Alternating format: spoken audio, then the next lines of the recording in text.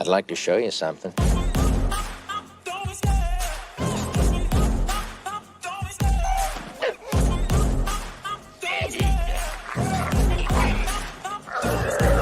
love the chase and the hunt, and I set the pace when I'm running. I always take what I want and I always give it 100. Don't need a bank, no I'm funded. Play the game like it's nothing. I'm always thankful for something. Don't take for granted, stay humble. Now wake up!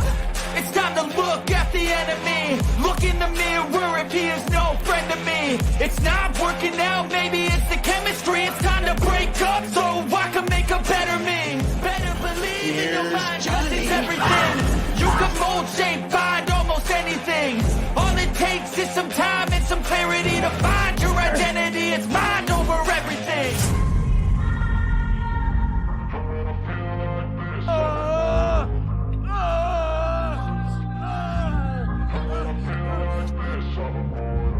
And when I feel like this, I'm immortal. When I feel like this, I'm immortal. When I feel like this, I'm immortal. When I feel like this, I'm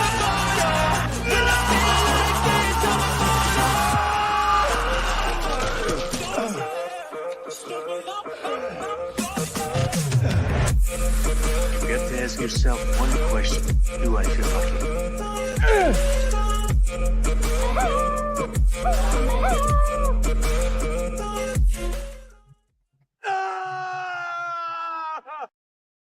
Woo! How are you all doing? It's good to see you all again. I was away for a week and it was awesome, but we are back here on Earth and Toxic Tuesday is here. Episode 126.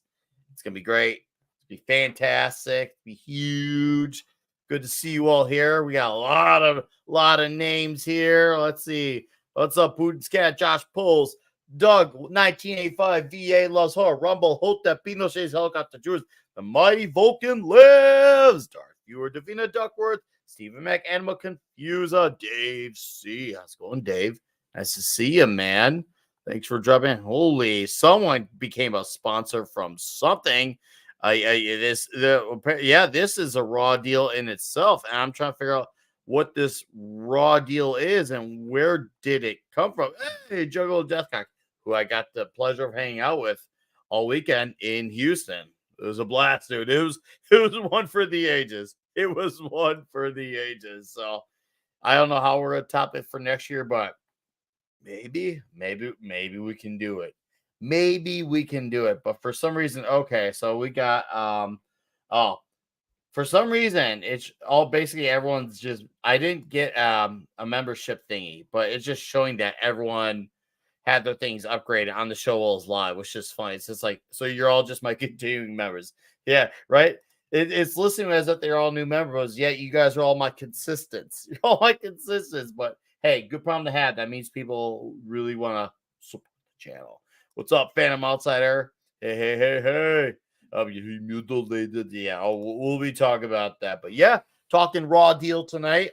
This is one of these movies that not only is definitely in the, I guess you could say, more overlooked, underrated categories of the action movies, the Arnold movies, but also a lot of comparisons of what it had to another action movie that came out the same year.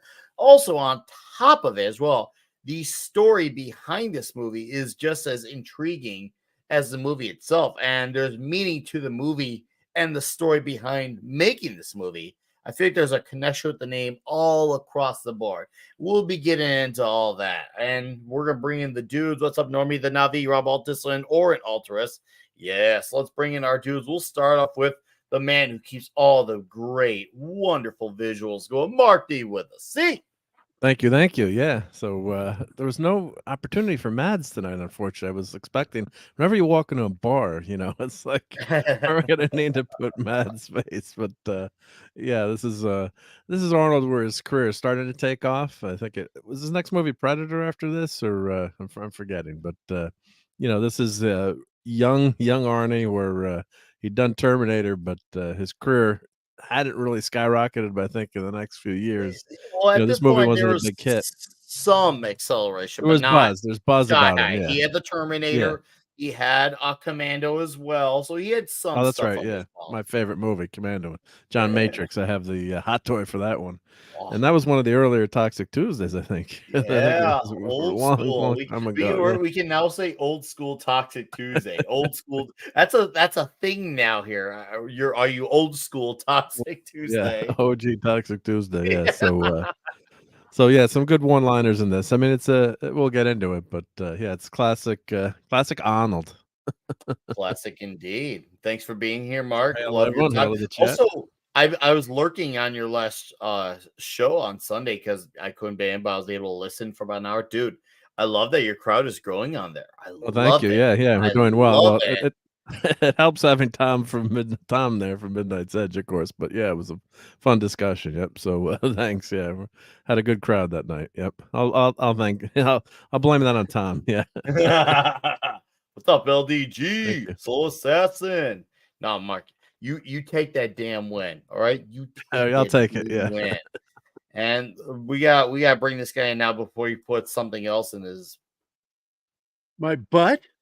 Yeah. Oh my God! Already with that? That's your first well, words? I mean, I didn't bring it up.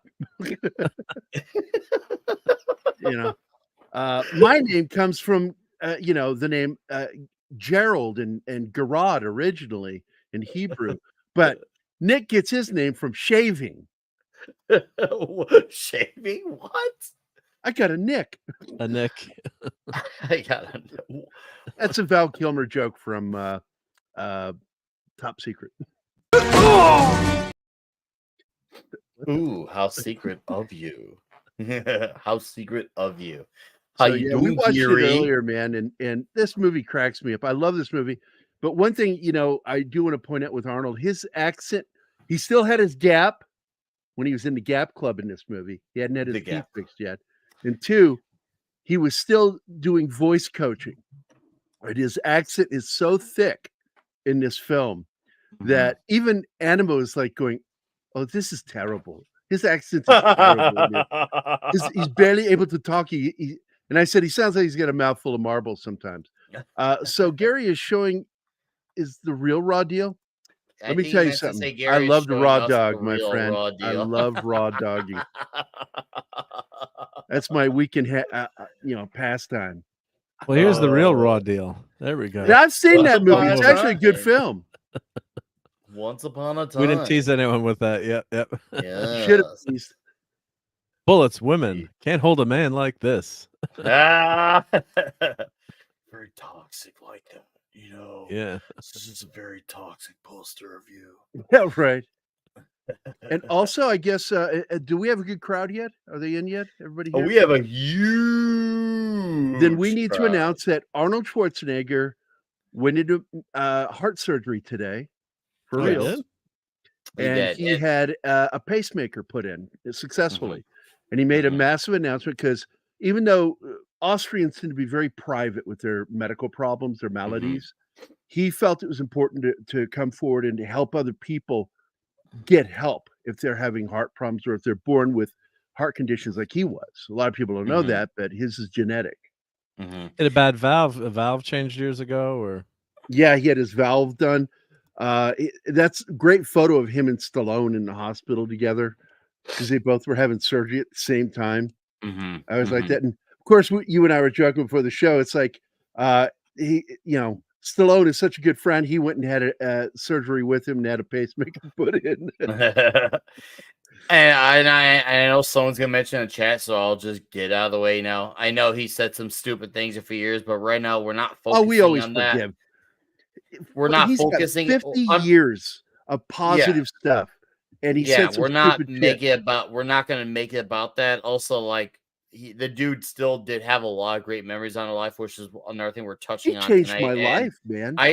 we're not gonna wish something like that on him as well. So before anyone, because there's always be someone who has to be, I guess you could say, that guy per se. So we're letting you know, we know it's not lost on us, but we're putting the bullshit behind us right now. Why all right? he will never be president.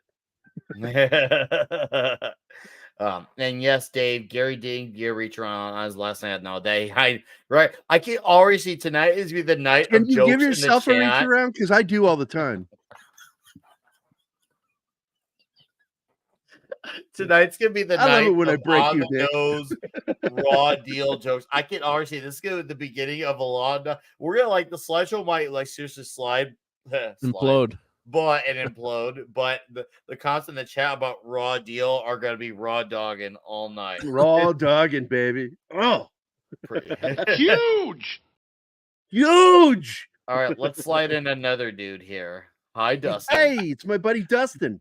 What's up, buddies? I was gonna say, we can talk all the shit we want about Gary. He won't stand for it, but he'll sit on anything. Oh, fuck yeah. Because I want that comment in my butt. And Gary is brought to you by High Key Keto Cookies. By the way. I came in through the back door. In the ass? Right, Dustin? Yeah, I love those. I love them. Man. They're really good with almond flour. And, some lady tried to guilt me over almonds and how they do damage to nature. And I said, yeah, but there's only 2 grams of carbs with every serving. I was gonna say too, I had a guy on my live stream about a month and a half ago. His name is Dave, and he was just working out with Arnold like 2 weeks ago.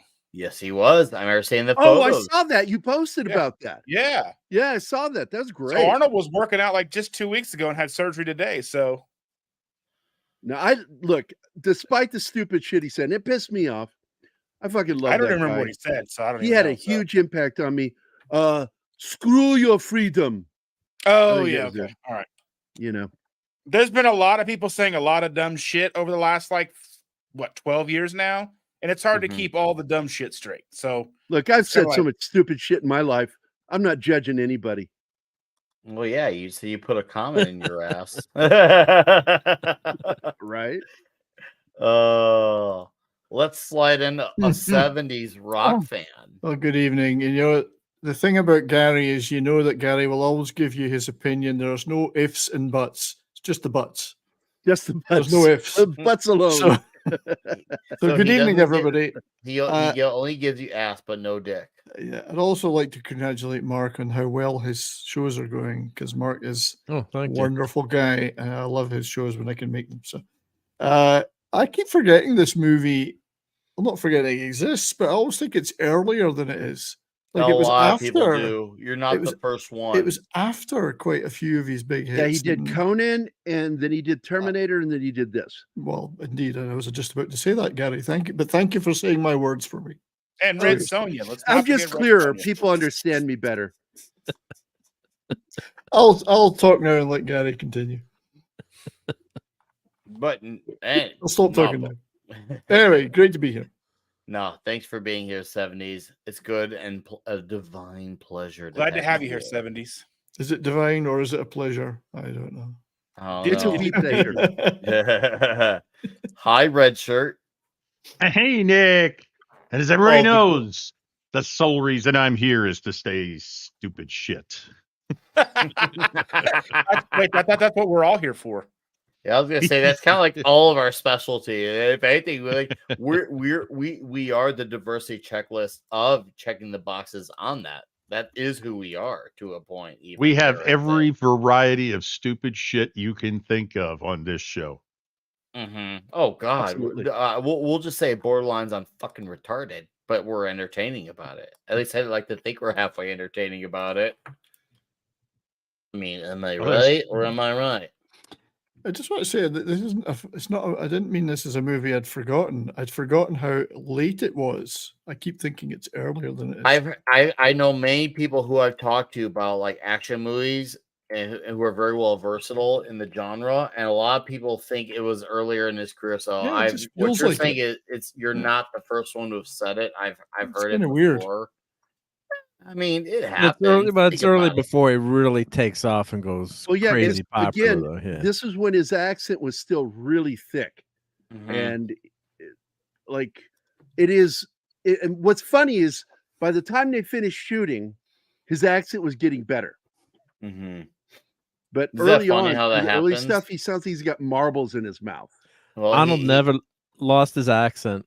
Well, he didn't want to, but he did have speech training, so he could speak. It is. I think it's the same year, if not a little bit before, actually, because it's 1986 that this movie came out. I think Red Heat was 87 or 88. I'm actually looking up. 88. Yeah. Okay, so I was close. Yeah, Red Heat was 88. So yeah, this That was the was first before Toxic that. Tuesday. You're right. Man, That's I Toxic don't Tuesday remember number my 1. own first Toxic Tuesday. The You don't remember your first time? I don't.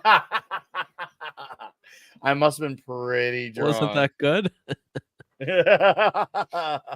Yeah, what's up with that, Nick? You don't get drunk during the show anymore. I haven't gotten drunk on this show in a while. If you I think know. about Too early. It makes I it kinda harder missed to it. break you. It's harder to break you then.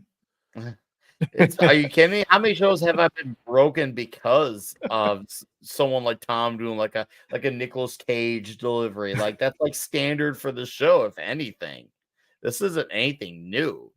Also, by the way, there's Midway Airport to the right, and so that's the airport that this train is coming through, is Midway, which is not the biggest airport in Illinois because O'Hare is the king. But Midway is the second. That's like by the south side of Chicago is Midway. And D-Bud, I see this is gonna sound really weird, but I do remember D-Bud being there for that first. Nice. Yeah, so I do. I remember what it was like when that first show happened.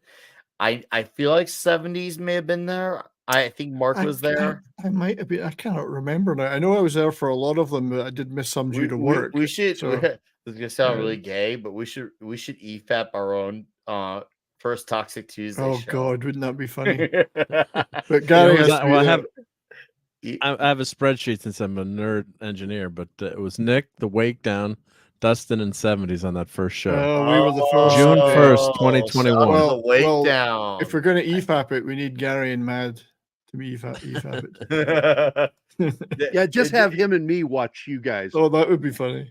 Just listen to the way that rolls off the tongue. EFAP your own show. EFAP. It just sounds really gay. So there's the first show if anyone wants to watch it after the stream is over. Right there, guys. You know what? I'm Red gonna Heat. download that video, Mark, and I'm gonna actually do it. Watch your show on my show. I'm gonna do it. That. How long has that been? That's incredible. That's what she said. Now I love this shot here because the guy comes walking out of the bathroom, and like I remember riffing it, going, "Hey guys, don't go in there for 45, 55 minutes. I just laid a real big shit in there." Yeah, it definitely right away just gets to the gunshots right away.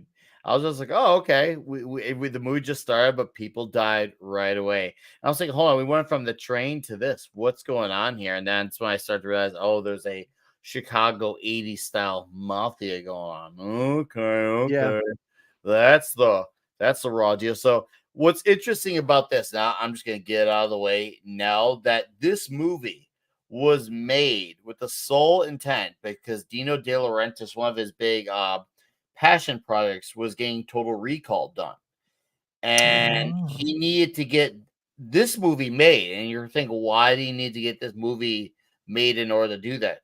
He was hoping with Raw Deal, he could actually maybe make enough money off this movie that it would help with the funding of Total Recall. So that's what he was looking at. So he needed this to be, so he had a Raw deal, and his deal was that, okay, I need to do this in order to, get to this. And coincidentally, Arnold had a Raw deal out of this movie himself as well. And I'm not talking about just in the movie. Arnold's Raw deal was that he was already in contract, working with some of the movies like Conan, such and such. And to get out of his deal with Laurentiis, he needed to complete this film to get out of his deal. So in order to, I guess you could say, further his advanced career, little did you know he'd be working until Recall a few years later. So both these men had they had to make a deal to get It this was movie worse. going. It was worse than that for Dino De Horrendous. Yes. This movie he lost made money. he lost money on this film, went bankrupt, and had to sell the rights of Total Recall to Carolco. Carolco, yep. Carolco. Yeah. He only made $16 million off of this flick. Yeah. Yep. And that's just the gross. We don't know how profitable it actually was. That's the more interesting part. And it's unfortunate that it had to happen that way because it's not like a bad movie. And I don't know if it was just John Irvin directed it, man. He's a good director. Yeah. Oh no, John Irvin. And he had some big names in this film.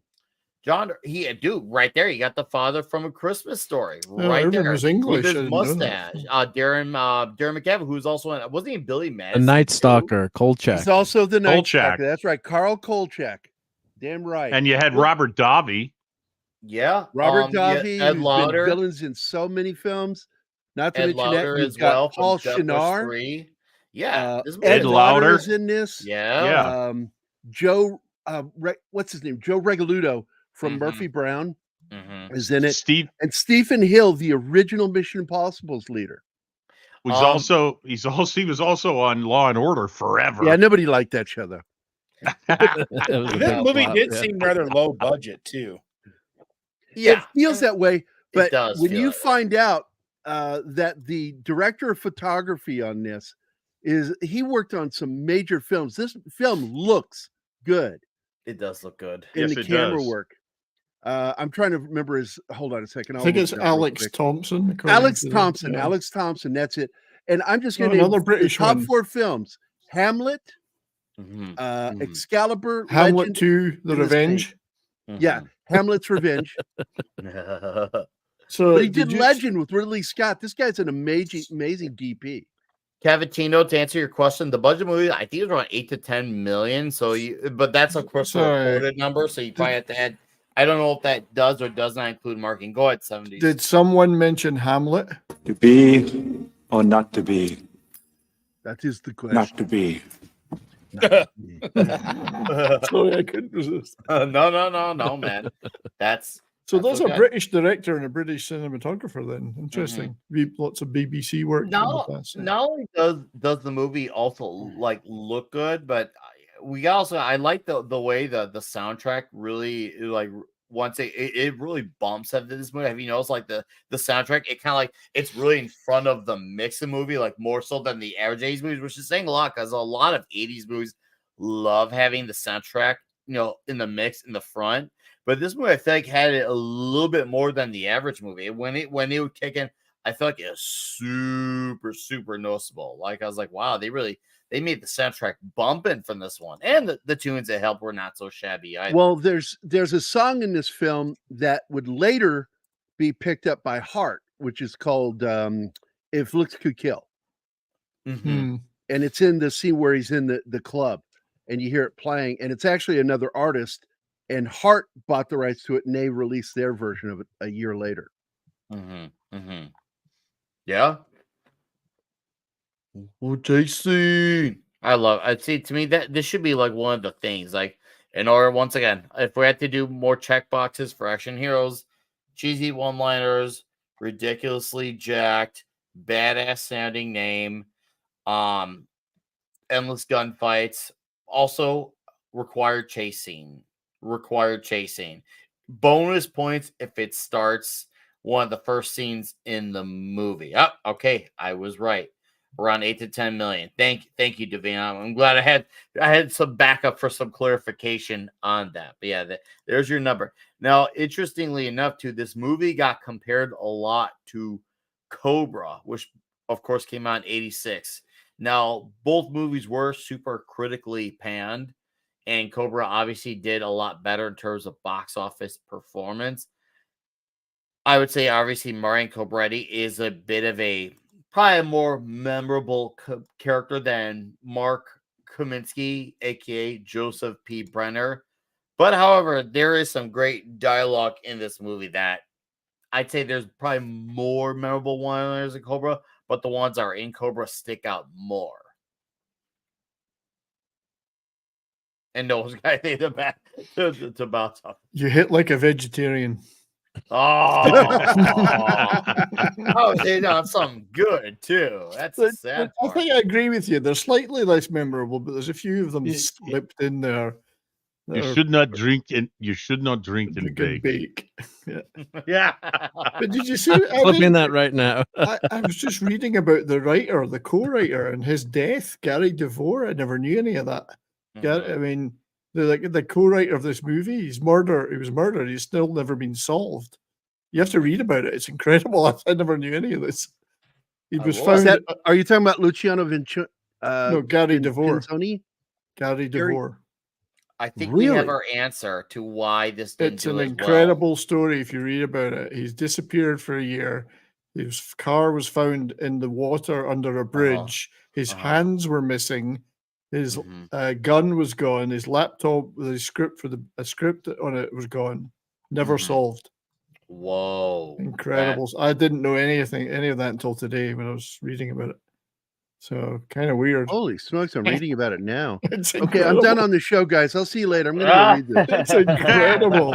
So one of the writers, it's just the most incredible story. I'm like, what the hell? Yeah, I'm looking at it right now. Like, holy smokes. And he was a VP at De Laurentiis Group. And yeah, something weird went on there. So but he went missing in Santa Fe, and he turned up under a bridge in an aqueduct in Palmdale, California. Like, part of that mystery is not just the stuff with him, but the missing scripts. Yes, exactly. The scripts were gone. That's part of the mystery. It's like, what happened? You're under arrest for impersonating an officer. Yeah. Hey, I like that wall unit. Oh God, this is where his wife gets drunk, and she's like, "I like it in the burbs, and it's shit." And because of your job, I hate because everyone talks about crops and the weather. And here's the funny part is I don't live now in the city anymore, but I work basically next to the city, like 5 minutes away from the city. And you want to know what people bring up all the time at my employer? Vomit. Right next to the city. They bring up vomit. Fucking weather.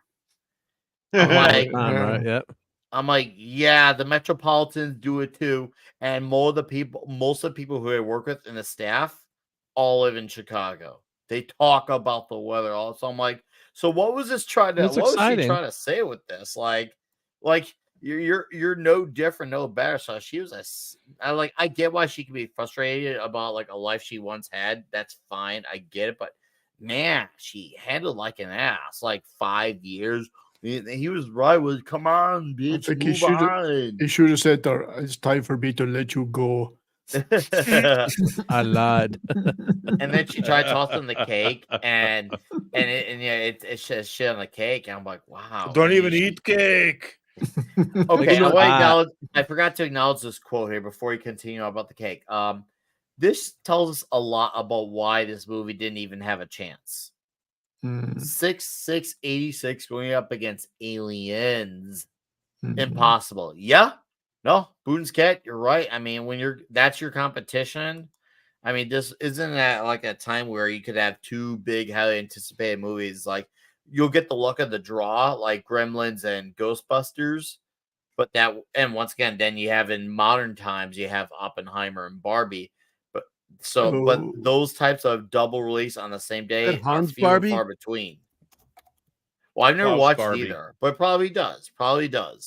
All I'm trying to get at is that most of the time, once in a while, you'll have anomalies where two movies will come out and they'll both do well, long haul. But most of the time, whatever's the more anticipated movie kind of hurts the second biggest movie to a point where the second movie either underperforms, if not outright bombs. And sadly, this was one of those that were a victim of that circumstance. It was buried in the mix. And I think that's why a lot of people probably just either didn't know or even admittedly probably even didn't care was coming out because they had Aliens to look forward to. And this was once again on top of another year that had other tons of great movies as well. Like, wasn't Top Gun the biggest movie of this year as well? I think in 1986, I think it was Top Gun. I think Top Gun was the biggest movie of 86. I think it was. Sounds right. Correct me if I'm wrong. Fact check me if I'm wrong in the chat. I'm pretty sure it was Top Gun that was the biggest one. So yeah, it makes sense. Okay, it was 86.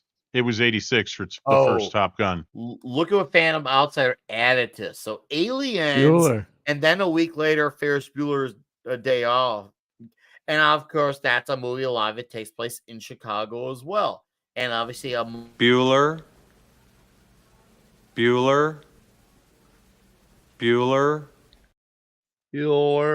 Yes, resonate with. So you take away the adult crowd, you take away the teenage crowd, you take away the action crowd, you take away what little layers of comedy are in this, you take away the comedy. Almost a lot of the demographics, whether a key demographic or a secondary demographic, were all taken away from this movie for the other two movies. So yeah, that would make sense why Raw Deal. Well, kind of got the raw deal of this all.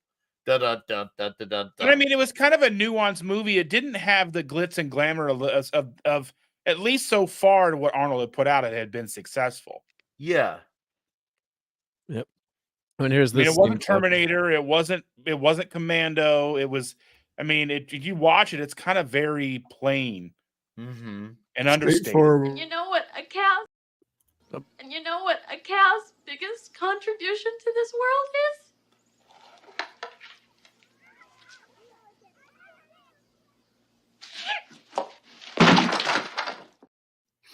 I get it because it said shit on the cake and she said it.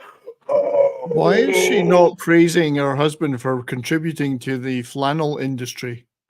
Yeah. I mean, that's a ton of flannel there. By the way, that was a trick question. The greatest thing that cows give to the world is veal. Any Italian knows that. Between You should not drink and bake.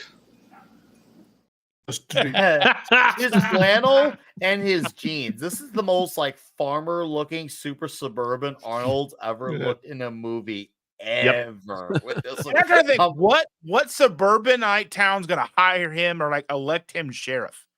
See, yeah, it wasn't. I could see like honestly, I've tried to see the most angles I could see is maybe she had a good life in the city, and I get that. No, sometimes some people when they leave the city they miss it, and that's about at the best argument you can give her. But it wasn't like it was a situation where he was trying to mess up and everything about it was his fault. What happened to him was it was an unfortunate situation he was in, and she still chose to totally just blame him off and not move on in any way. So I still fault her ultimately. I see she's like, to me, if you had to give her a 1 to 100 and her having a good case, I'd probably honestly only give her like maybe 15% of it. Hey, okay, this is where he has some validity. The rest is just her honestly being whiny about it, especially after 5 years. Well, I could see where if you had left your whole life behind, you'd be pissed off once in a while. But she's got Arnold as the husband, so it can't be that bad, right? Yeah. But, I mean, I could Also, see if they're not in hiding. They're not in hiding. To at first, I thought they're in witness protection or something, but they're not. He just lost his good job at the bureau. So, but the guy that, of course, that'd be jumping ahead. But the guy that screwed him over gets his just desserts in the end. But Arnold, I guess, went crazy on a guy that was hurting a young kid. So, that's the backstory. So you find that out in about 20 minutes into the movie or 30 minutes in. And if is it funny how outside of the scene where Amy Kaminsky is a raging alcoholic who makes cake and passes out on the couch, you see about 1 hour scene with her, and then that's the end. That's the end of her role. She's so insignificant outside of this movie. I'm barely even. She's mentioned in the indirect way of "Are you married?" That's about it. That's it. Like other than that, it's like wow, she really was very insignificant to this movie. But Arnold doesn't cheat on her though, right? That's right. He was a good man. He didn't. He was being a good boy and being nice and being If only he had a respectful. housekeeper. That's what I was going to say. Life doesn't imitate art, then, does it? Yeah. Ouch. All rules are off the table, man. No. Hey, you can go for it here. We're not here to. He loves those hot Latinos. I'd heard she was just a middling Latino. No matter what, no matter what mustache Middling our man Latino. here has, Mr. Darren McGavin will always be the dad in A Christmas Story to me. I can't help but call him Shooter, even though it's nothing to do with him. I can't help it. And for many of us that are older, Nick, he'll always be Carl Harry? Kolchak. Oh, Kolchak, yeah. Oh, absolutely. And which character is called Kolchak again? Refresh The me. Night Stalker series. The Night Stalker. That is the show that inspired Chris Carter to do the X-Files. Oh, We're actually reviewing it on the Clubhouse every Thursday night starting. Well, we started last week with the first movie. We're doing the second Night Stalker movie. We just called you The need Night to Strangler. invite me And then to that, Mark, because I'm a big fan. Sure. And then we're doing the TV series. So we're doing then we're going to start with the TV we got series. 2 films. They did the opposite of what Community did. They did 2 movies and then a series. They got 1 season. It was a made-for-TV movie back in the day, but the first movie's great. Yeah, actually, the second one's still good too. It takes place in Vegas. I like that one. Ooh. And somehow Vincenzo is his boss. I disagree. The X-Files is one of the best shows of all time. Love that show. But hey, it got bad towards the end, which is why Mulder left. Oh God, yeah, when they got Robert Patrick involved. The Terminator took over. Yeah, right. Right. That will never make sense. How about Arnold faking his death here? How about that? Putting the police car there and boom, boom, boom, boom, boom. Everything else is like, wow. That is a really nice mushroom cloud, too. Hey, look, Irvin. I wonder who that's a reference to on the Irvin National Company. That must be a reference to John Irvin. Yeah. I know. I was just being cheesy about it because why would I not? Okay, see nice that explosion, yeah. That's a better take. X-Files was great until it was Isn't that a beautiful explosion? Seriously, dude. It actually does look unusually like clean and polished, which I can't believe I'm great saying CGI. that explosion. Right. Oh man. No, this whole entire scene today would absolutely be on a green screen today. I preferred the old days when they would actually blow up an oil terminal because it looked good on. Oh yeah. Yeah. To get the effect they wanted. That's committed. Old school effects. We're gonna blow up an oil terminal. That's right. Hey, man, it looked great. God, that's dangerous. Yeah. Oh man. All right, let's highlight this comic real quick. Top 10 movies of 86. Alien. Oh, I thought he was talking about Bike Girls. Maybe this is his preference. Aliens, Ferris Bueller, Stand By Me, Platoon, Hannah and Her Sisters, Castle in the Sky, Blue Velvet, Big Trouble in Little China. Oh, yeah, that's your preference. Yeah, we did Big Trouble in Little China as a Toxic Tuesday. Fantastic movie. Platoon is a fantastic movie. Ferris Bueller is a great movie. The days where you could get a movie like Blue Velvet in the top 10. Wow. That's great. Because that's not normal. A movie a lot of normal people would like.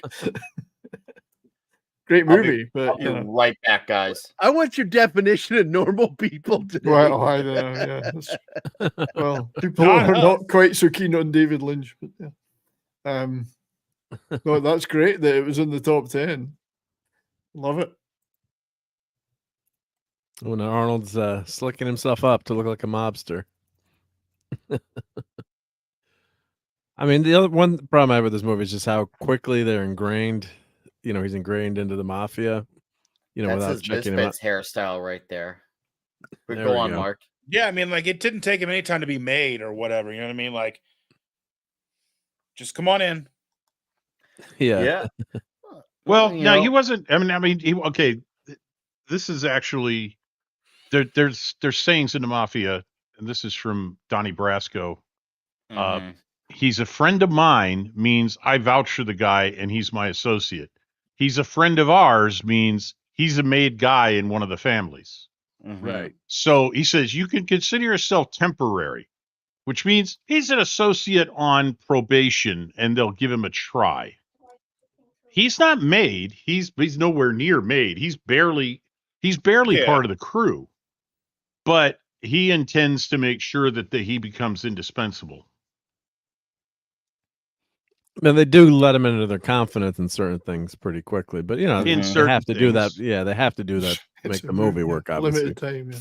Yeah, 5 years later, Arnold's still trying to get the confidence. So his wife is throwing 2 cakes at him. And if they say he's a friend of red shirts, it means they've got to give him the Joe Pesci treatment. That's right. I like how when he tosses the pool table, he's like, magic or magnet. He tosses the table and turns it. It's all on bar. I do really enjoy this scene, especially when the guy's hanging on the vent at the top. And there's something he says I still don't even understand fully what he's saying to this day. And I don't even know what I even put subtitles on it. I don't understand. Oh, hey, study hard. What he's saying as he's leaving the room, like something about cleaning up or something. I was like, what did he say right there? Oh yeah, he says make sure you clean up before you go. Man, I'll tell you what, as I've gotten older, man, like subtitles have become clutch to understanding things in movies that I've watched for years and had no idea what they were saying. Yeah, they're helpful. I personally don't generally like them, but if there's something I sometimes don't understand, I do we'll put it on really quick so I can be like, oh, okay, that is what he said. Guys, make sure to clean up the mess. Oh, there was more words to it. Okay, so I was like, before you knock off. Okay, yeah. See, those are the words I didn't understand. I understood the clean up the mess part, but I didn't understand the rest. I was just like, whoa.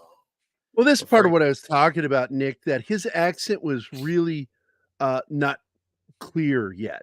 He was not intelligible all the time. Mm-hmm. And because he was taking speech training, it eventually got better. And in fact, by the end of this film, I really think that a lot of the scenes towards the end of the film are clearer when he's speaking.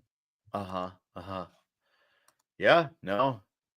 I did not notice that ever with the accent getting clearer. To me, he just has it the entire time of the movie. But I do love how he runs his damn truck into this building. It reminded me of Invasion USA and how that truck brought that freaking vehicle into a mall. I'm like, so this is just how we handle business. We run vehicles into buildings. No big deal. This is especially the way when they keep cutting to him driving with a big smile on his face, just leisurely driving through the building. About it. He does have like a genuine, not even like a smirky or maniacal smile. He's more like a very this is a nice happy day. Doing my job. Yeah, I'm just happy. I'm one of those guys who's living his best life ever. It's the most bizarre smile. Yeah, it's like this has been a good day. It's almost like he's done this before.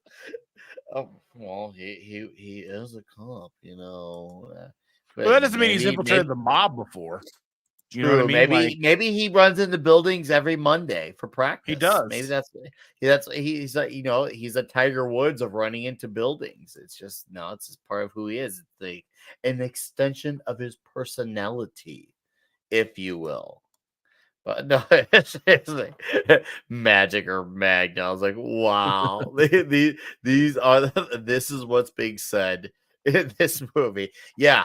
There's not as many of the ridiculous quotes, but the ones that they have they're not as memorable, but they're good. They're notable enough that if you had to do like a quote book, some of these would make it in here. This is the third film where he says, "I'll be back." Yes, he does. He does utilize. I don't think he utilized it in those exact words. Did he? Because I feel like say, I remember him saying that. I'll be right back is what he said. There you go. Thank you. I'll be right back. Because it's in the scene where they're at the car and he gets out of the car and tells her, "Wait here, I'll be right back." For the record, all these parts of here in Chicago do not look this clean today. I mean, not that that's a shock. That's like a wow. You don't say. And the funny part is, I do know probably older people who say this was considered messy then. Yeah.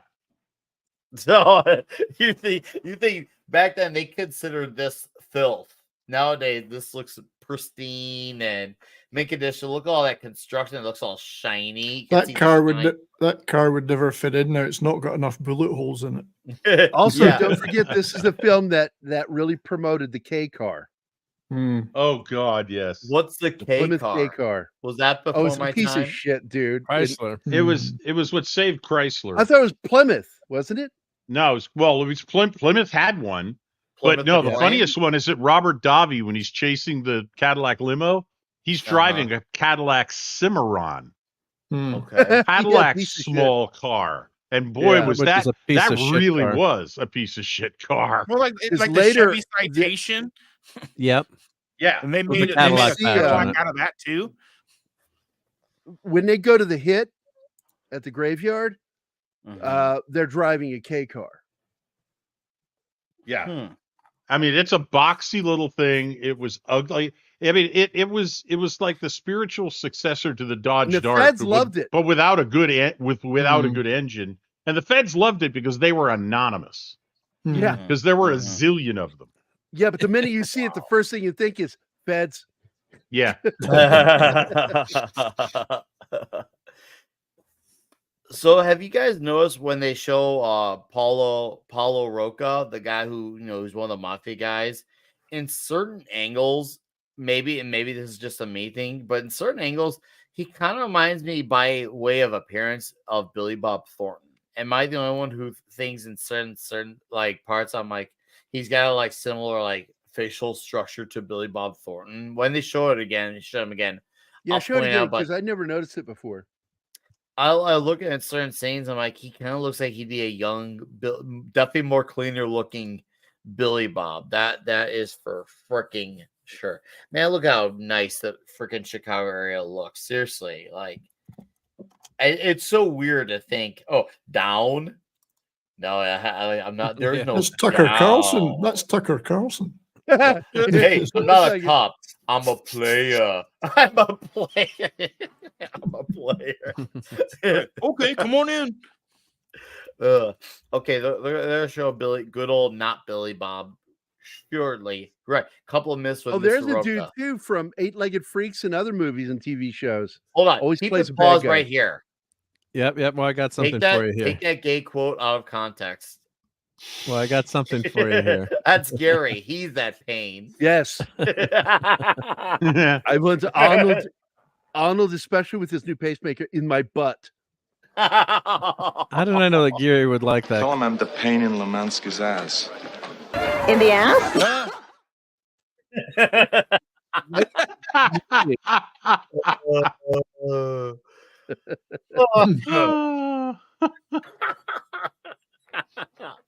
Tell him I'm the pain in Lemansky's ass.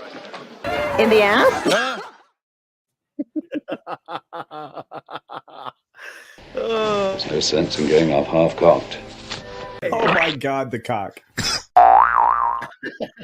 Bottoms up. I don't know why that. I don't know. Push it. Oh my God, the cock gives me heebie-jeebies. Don't push it. Stop. As lifelong friends, I say, gentlemen, start your boners. Back in the old days, there were Johnsons as far as the eye could see. And what a lovely sight it was.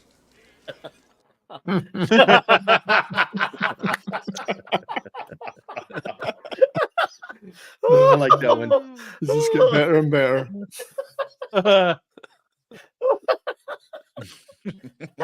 Chippendale star attraction, Mr. Nicholas, better known as Nick the Dick. Nick the Dick. Gerry wants that hot dog. Hells to the yeah. Coney sauce and everything. Oh. No, Gerry, for the bun, do you want poppy seeds on it? Pimples and a little bit I of hair. want them caramelized. Oh, I can always caramelize the meat. I don't know if you know what that means. It means toasted. I do know exactly what it means. I just want to lean in on the The game. same effect can be made Okay, with a lot there of he is. friction. There he is. There's Roca. Tell me he doesn't look at least a Oh, little bit like Billy Bob you know Thornton. what? Yes, he does. But do you know what he's best known for? He played Orson Welles in the Yes. made-for-TV movie about War of the Worlds and the Oh, impact it had. yeah. That was a good little movie. It was, yeah. Mm-hmm. No, seriously, in certain angles, I'm like, I remember when I was rewatches because I rewatched it twice recently. I'm like, hold up, that's not Billy Bob Thornton. I'm like, no, he just kind of looks like him, and I couldn't get it out of my head at times. All kinds of things. I'm sure smart men like Mr. Roca is always looking to upgrade. Is it the best? Yeah. Now, I'm going to tell you, my girlfriend Anima. Yeah, well, that was a good line. There was two good lines after that. Davi says, "I'm the best there is," and Arnold says, "If you're the best there is, the wheel wouldn't have been invented." I love that. Now, Anima actually worked with Robert Davi in the opera, and she said that he was one of the most demanding, difficult, assholish people she'd ever met. Wow, and really? I was like, that broke my heart because I've always liked Robert Davi. I know, that's a shame. Wow. I'm not, sad, but kind of not You'll get over it. surprising. You'll get over it, Nick, the dick. I'm still not over it. I'm still confronting this problem in my life.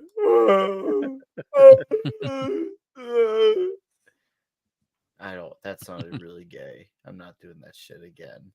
But you tested me, I'll have you tossed out. I'll have you tossed.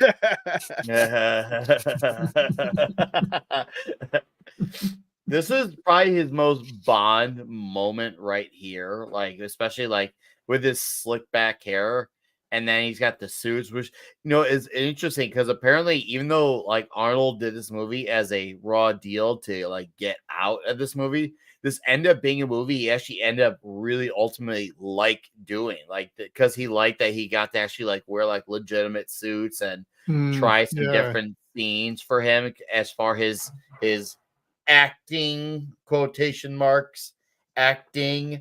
So he did actually enjoy this movie because he felt like he got to try a few different things that he wasn't normally used to outside of giant guns and giant wood in his hand and one-liners.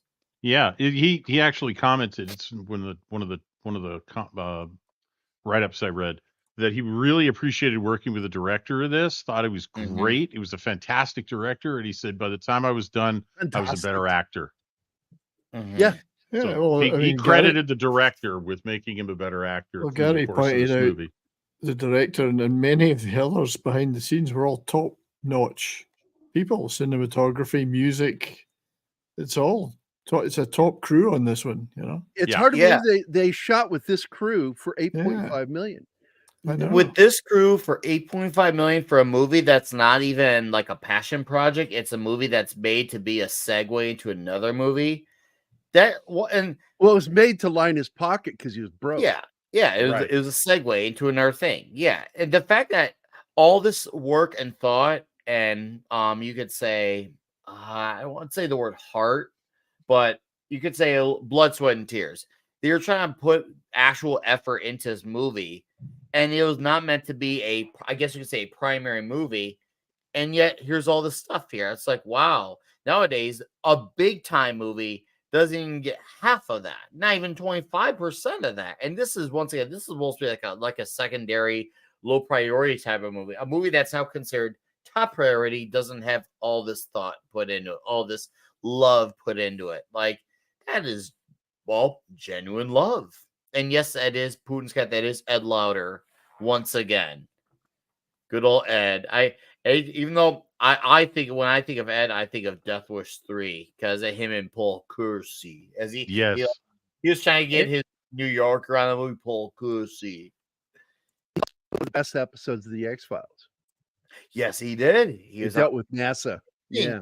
Episode of the X-Files. That's right. Shay's helicopter tours for $2 says after the show, try Wang's fine Asian cuisine. I want wangs in my butt. Thank you for the $2, Peter Shea. Well, we got to play something for that.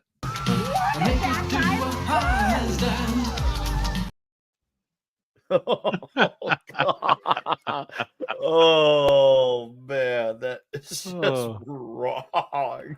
Seriously, just there's no, it's not called for.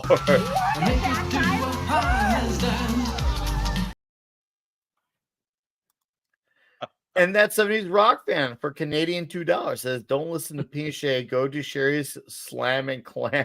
My God. Thank you, 70s. And people can pay whatever they want to add things, or they don't have to. Certain comments, if they're notable, I highlight them. So that's all choice here. But once again, that Billy Bob Thornton looking face. Come on. I see it. I'm like, I can't now unsee it. He's got He looks so familiar. That looks you go bad and on look, I think context. Go back, Mark. Sure. Yep. Go back that and grab a. This one? If he's got a lot of shit on hand, and then the comment after. There's a comment right after. And grab a great. I thought I'd say great chunk, big chunk out of the ass. Of course, I saw that word. The business. What's that statue? Is that a big? That's a big phallic symbol. That statue on the right. I don't know. Like Mr. Burns, I don't know. Hello. Use your imagination, everyone. Yeah. Yeah, just imagine that it's just imagine it's Gerry would like that, I think, though. Imagine if Gerry. There's a scene later that almost made Gerry sign up for the bomb squad. Ooh. Ooh, I wonder what turned him on to the bomb squad. What would it be? Gerry? It's those long sticks of dynamite. Oh no, it was on the trailer behind the bomb squad van. Oh, I missed it. We'll see if I can point it out when Mark gets to one of the shots of that. Okay. But we know somebody who can tell us. Man, look at these fancy sons of bitches. It looks, here's one of my small issues with this mafia. They're not underworld enough. No, they're not. They're not underworld enough. They're absolutely not underworld enough. And as much as I do enjoy this movie, because I do, genuinely do, still do, that's one of my gripes about it. It's not like one that's like, it's like, a deal breaker, but it's just like, bro, they should have made it more underground because they're so openly out in the world. That is, and the fact that it's almost like they're part of like legitimate business kind of feels unweird. Like even the Simpsons, they at least like have the Fat Tony and his crew had like a little bit of like a downstairs thing where it says sign like totally legit businessman's club, which is obviously trying to be like, haha, look at it, totally legit, even though it's not anything but legit. This movie definitely, it's probably one of its few shortcomings is that, even though it's a great scene here where he claims the jewelry. Yeah. And I didn't get my deal with all the black coins you gave me. But yeah, I wish there was a bit more of an underworld vibe. Yeah, especially since they pulled off the look. They did pull off the look of the guys. Yes. But they're too upscale. They're too uptown. Yeah. And in Chicago, and trust me when I say, like, I literally lived in Chicago 80s and 90s. And yeah, people like this would not have been out in the open. Granted, I know this movie's not meant to be realistic, but it's just, I can't buy this element. I could buy all the ridiculousness of Arnold running into a building with a giant truck, as more ridiculous as it sounds. I can buy that more than the not so underworld mafia. Right. Oh, I laugh at this scene. The fact that he is basically like, "Oh, look, we're gonna do it." He has almost ridiculous smile this scene, and then I like how he just like basically backwards face plants on the bed and he hits his head on the stand. I always wonder if he actually accidentally hit his head on accident in that part, because you could hear it when his head falls back on dresser or whatever. Oh yeah. You can hear it, and that sounded to me. I always thought that had to have been real. That had to have been like, oh, that's the take right there, because that sells you on the snoring. And for all of Arnold's, I guess you could call it flaws with his acting, I feel like he sold that scene really well. Yep. Because Arnold would have been like, I'm not doing that again. If the director had said, give me one more take, Arnold, I'm not doing that again. I hope you got that one, because that's the only one I'm doing. Hey guys, I gotta check something. Yeah, his head bounced. Sorry. Nick will be right back. I'll be right back. I gotta check something. After Something these off. messages, Nick will be right But we'll back. keep going. Hopefully he trusts us. Yeah. We're not going to nuke the stream. Yep. Oh. He's a sucker. He shouldn't trust us. Not even a little bit. So Arnold was obviously not passed out, right? Right. But he Also, did he did not catch cheat on his anything wife. when he fell onto the bed the first time with her? He snorted while he was laughing. Was it really cheat? Would it really been cheating if he'd just taken her bra off? I mean, come on. Yeah, it's just playing with boobies. Doesn't count. Less work for me, thankfully. So Kissing counts and penetration, but fondling boobies does not count. What are you, Bill Clinton? What's the definition of is? Yeah. I did not have sexual relations with that woman. Miss I remember Lewinsky. back when it happened, I made a joke that she got lip cancer from the cigars. Hey, there's Brian. Yeah, I can't dance as well as I don't dance as well as that. Sorry, guys. Heard something. Turns out I was. It's okay. It was only dead air while you were Pizza's gone. done? 'Cause we had nothing to talk about. Oh, I wish it was pizza. That would have been so much easier. But hey, deleted scenes. Hey, by the way, deleted scenes hit 2K on his channel. He did. I know. I dropped by and say congratulations man. on his I was stream. watching that That stream. is Yeah. amazing. No one's Good deleting you. guys. Awesome. No one's deleting you. That Soviet almost sounded Russia like would an delete action you. movie scene. That sounded like an action movie scene. No one is deleting you. You piece of shit. Nah, I love this because I was like, wow, look how trans up all these dudes were. Like, oh, you okay? I'm like, he's a fucking criminal. This is what your face would look like when you're about to die. Or sorry, when you're look like when you're dead. That is probably the most mobster you can ever make him look. Because they must have put like what's that hard gel called? Beeswax. They must have put beeswax in order to get his hair to stick that much, even when in action. Because that's the only other gel I know of that you can basically be very actively doing things and your hair still won't budge. Yeah. I like Dobby's line, if you get in my way again, I'll kill you. And Arnold says, I hope you're not your mother's only child. Great comeback.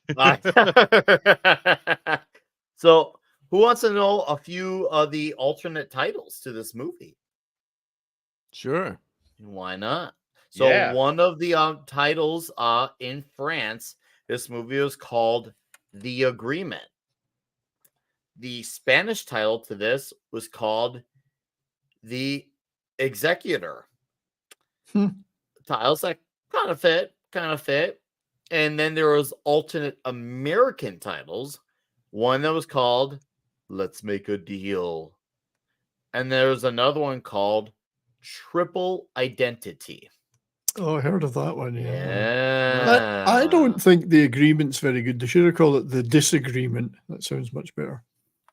Well, but the agreement was he was to work for what's his face? Christmas Story Dad's to get the revenge because of the loss of his son. And he was also trying to get back into the This city. sounds too nice, The Agreement, though. The Sounds too agreement. nice. Okay. That's a very, very fair point. The concurrence. Yeah. The concurrence. I concur. Or a movie called I Concur. Oh, my guy Juggalo here says it's got to be pomade in his hair. I use that shit in my mustache. And I'll tell you what, hang out Juggalo as much as I have, his mustache is divine. That would make a lot of sense. That would I've tickle. hung out with this guy in person. His mustache is divine, and it's probably as pointy as like a knife or as a weapon. You want names and addresses? Smart, I like. Smart ass, I don't like. I love how I piss him off with that comment. I was like, wow, it's funny, but it's not even offensive. He was just being funny. And I was like, I didn't honestly see it as him being like a smart. I just thought, hey, he's trying to show you that he's got delivery, bro. Quit taking offense so easily, man. Come on. Lighten shit is. Yeah, I know. That's what I mean. Oldie Locks had a freaking. I think he had Gerry up his ass or something because he needed to loosen up. I realized loosen up. I'd split him in two. Gerry. Yeah. So what you're saying is you would break him. Yeah. Kind of. I will break you. Oh, Black yeah, you. like Gerry would break him a little bit differently. You have the biggest dick I've ever seen on a man. Yeah, but it's not long. It's just really big around. Oh, so like a really thick chode? Yeah, it's all foreskin. It's all 12 foreskin. inches. It's 12 inches around, 1 inch long, and looks like a lawnmower wheel. Like I said, it's all foreskin. There's nothing else. TMI.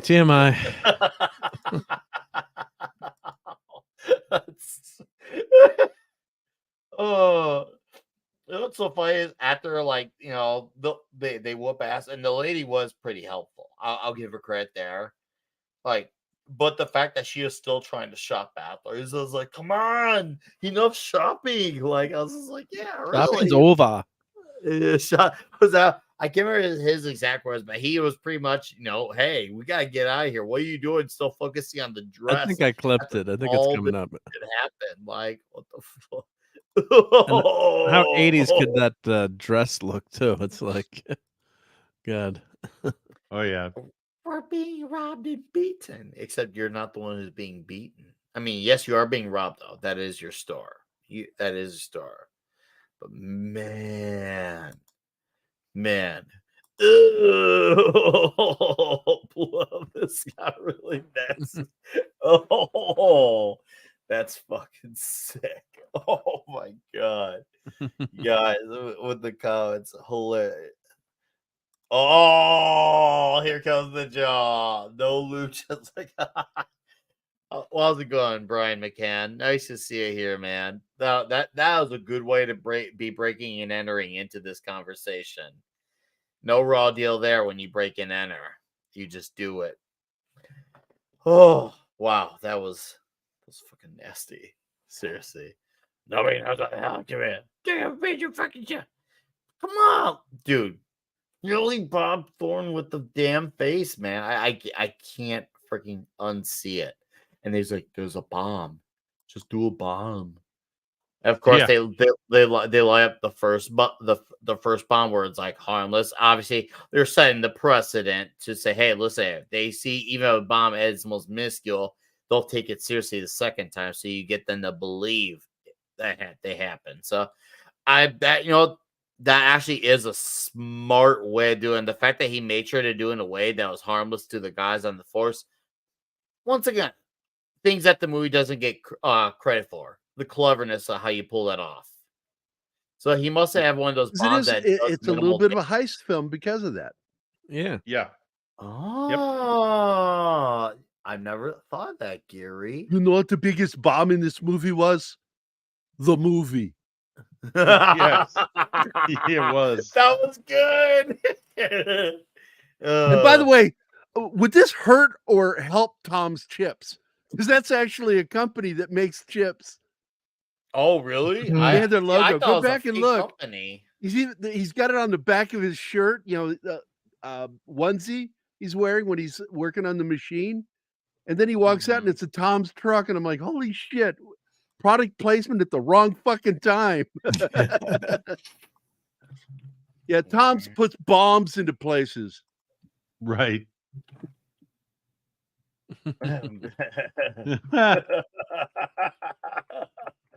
Oh Lord. And we can leave it. So what do you think this was? Yeah, no guy does an amateur job. And this one, it's the work of a cop.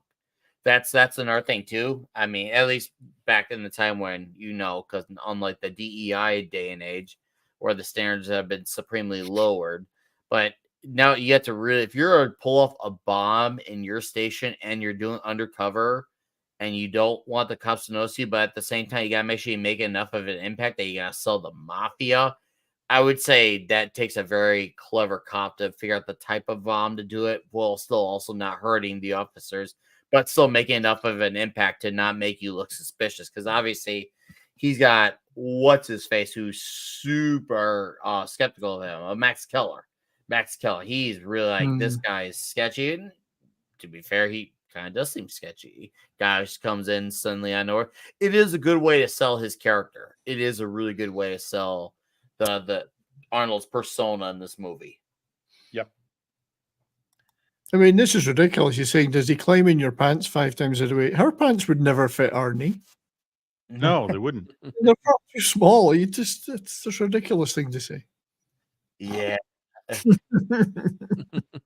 It is 3 years after Christmas Story. It's really weird. Even with the mustache, I just see the dad. You ruined Christmas on purpose. It's a Yeah, at this point, we need that leg lamp just for Nick. Fragile. Oh man. So would you really describe this as an action movie or more of a heist mob thriller or drama? Crime thriller, yeah. It's not really action. It has action in it. I would say action, kind of, sort of comedy.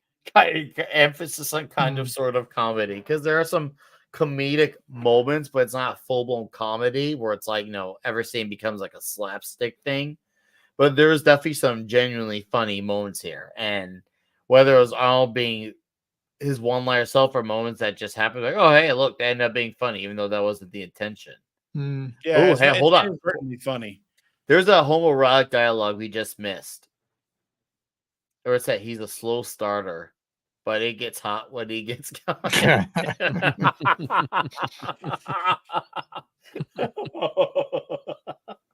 That's a good line. Oh, there's the Wrench King. How's it going, Eric? Nice to see you here, sir. Hello, Now, Eric. what would have been funny is if he had just told her he was gay. His wife. Dude, I need you to be my beard. It would have been you perfect. Be my beard.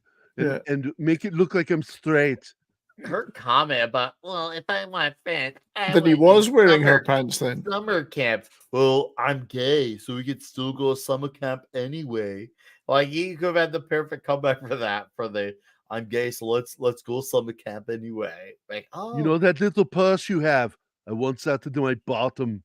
I mean, we did have a great comic book / movie that pulled off the fake being gay. So why, I don't know why Raw Deal didn't dial in on that. They Which really comic should. book, Nick? Kick-Ass. Remember Dave Lazuski, the key character, Kick-Ass? Oh, that's right. In the original comic from Mark Miller. Oh my John God, I Romita forgot all Jr., about that. and Yeah. they implemented a little bit of that into the movie as well. Because when Dave got his ass kicked by the thugs in the comic and movie, and he was found naked on the streets, and if you're looking on the surface, you're thinking, oh man, this looks like a gay crime just happened. But to that, and he thought, he was worried that it was going to be seen at that, but that the girl who he liked in school thought, oh, he's gay, so she assumed it. You know what the biggest gay crime is? What? Brown shoes with black slacks. Sounds fucking, what the shit? Brown shoes with black slacks. That sounds like the worst parry of shit to ever. I guess you have to be gay to get that joke. I don't get it. It just sounds like a really awful outfit of You don't shoes. wear brown. It's like brown belt or brown shoes with black. It's a fashion a joke. kosher. It's a fashion joke. Oh, see, shows Hence you its gayness. shows you how little about gay culture I Never know. wear white after Labor Day, that kind of thing. You need to read more books on being gay. Just Okay. hang out with Gerry. He'll teach you all you need to know. Hang out with me, you'll know all sorts of shit. You'll be You'll traumatized. soon be scraping the bottom of the barrel. Oh, Yeah, bottom. No bottom to his barrel. You know how there's Neil Gaiman and his apparently the word is on straight. His name is pronounced Neil Gaiman. So that means, in other It words, should be. you could pronounce his name as Kneel and then Gay-man. Neil Gaiman. Neil Gaiman. Or Zod.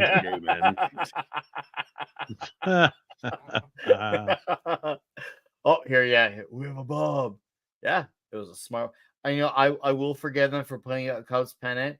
Just so you guys know, there's no such thing as the Chicago Pause Cubs. right here. Yeah. Okay. There's the White Sox, and then there's a tourist attraction where people pretend to like baseball. Right here. This guy. That's him again from Home Alone, the gangster. He's also Wow. He's also the radio dispatcher in the Blues Brothers. Yes. When we talked about it last time, you brought that up. It's true. It's so funny because, like, I saw this scene and I paused it and I kept looking at him and go, I know this guy. I know this guy. And I'm like, oh my God, it's him again. That's him, the gangster. You filthy, what is it? You filthy animals. You filthy Good animal. day, you filthy animal. And So, a Nick- happy New Year. Nick, So I Sunday- heard there used to be a hockey team in Chicago once upon a time. there was that's true. Whatever too. happened to them? Well, they had a dynasty and then it stopped. They had dysentery and then it stopped. Yeah, and I think a lot of it they did it themselves. They did it to themselves, and they're What paying happened for to 'em? decisions. A lot of things. No, they're A still lot. there. Are they? Yeah, they're still doing it. No, The there's like Blackhawks are original. before the dynasty, they were already dealing with crap anyways. They were like they were in a bad position for many years. They had bad ownership. They also had a really cruddy owner where if you wanted to watch the home games, you had to go to the games to actually watch them. If when they were in the Stanley Cup in the 90s, you had to order the Stanley Cup on pay-per-view. Yeah. They called it Hawk Vision at the Oh, time. they're just. I've never heard of that. That's a great Hawk Vision. Sounds like they were writing a comic. Hawk Vision. It does sound like a comic. But yeah, they I just won never so many really- cups, Gary, that they eventually you go Looks like down into a Looks decline. like Darth Viewer remembers. He remembers. I'm he must sad to remember. say I've just never really watched hockey except for during the Olympics, but I'm a big MMA guy. You know, I love watching MMA, and I was watching a match one night, and right in the middle of the fight, it broke out into a hockey match. That's Mhm. right. Yeah. Still happens. Ooh.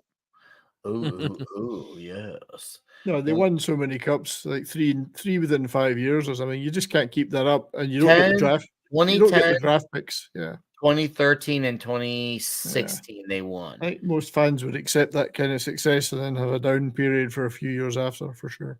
Oh, they're gonna probably have another one for another 10, but not that I follow it as much, but yeah. Anyways, before you go full on sports show with this, but yes, 70s, pretty much all your points are valid. And there is a tourist attraction north side, and then there's less people who go to Sox games, but the difference is all the people at the Sox game actually watch it.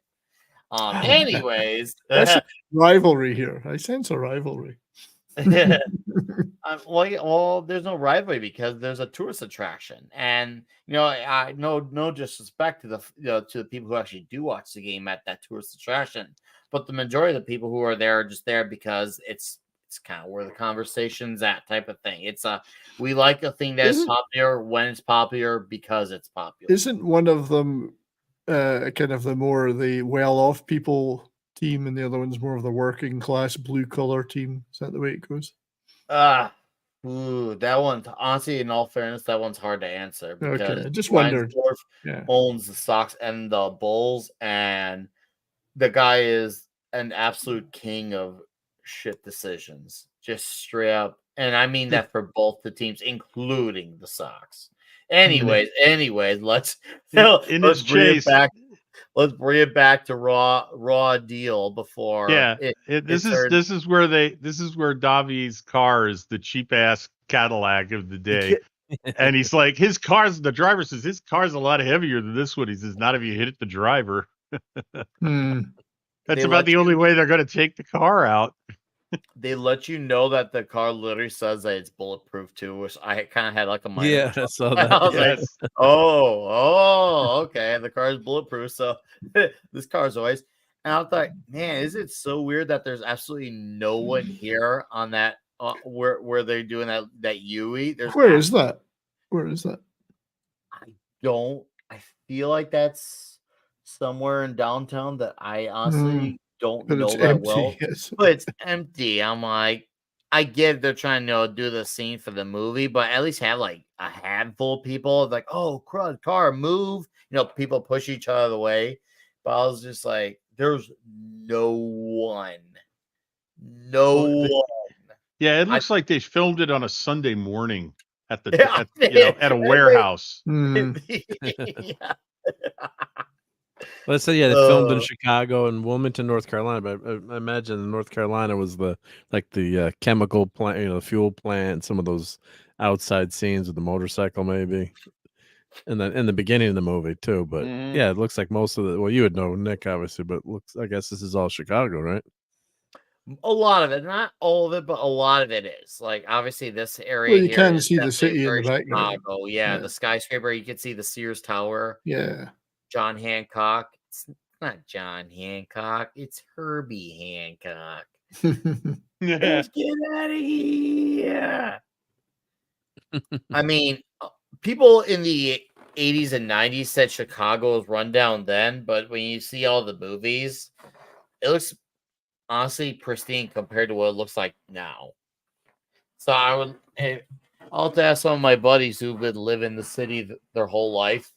I'd be like, hey, if you said it back then, how do you feel about it now? I'd have to ask them what their feelings are because I was born in 87, so I can't say God. for myself what it was like. I was a butterball of a fat ass baby who ate Puerto Rican rice, so I don't remember.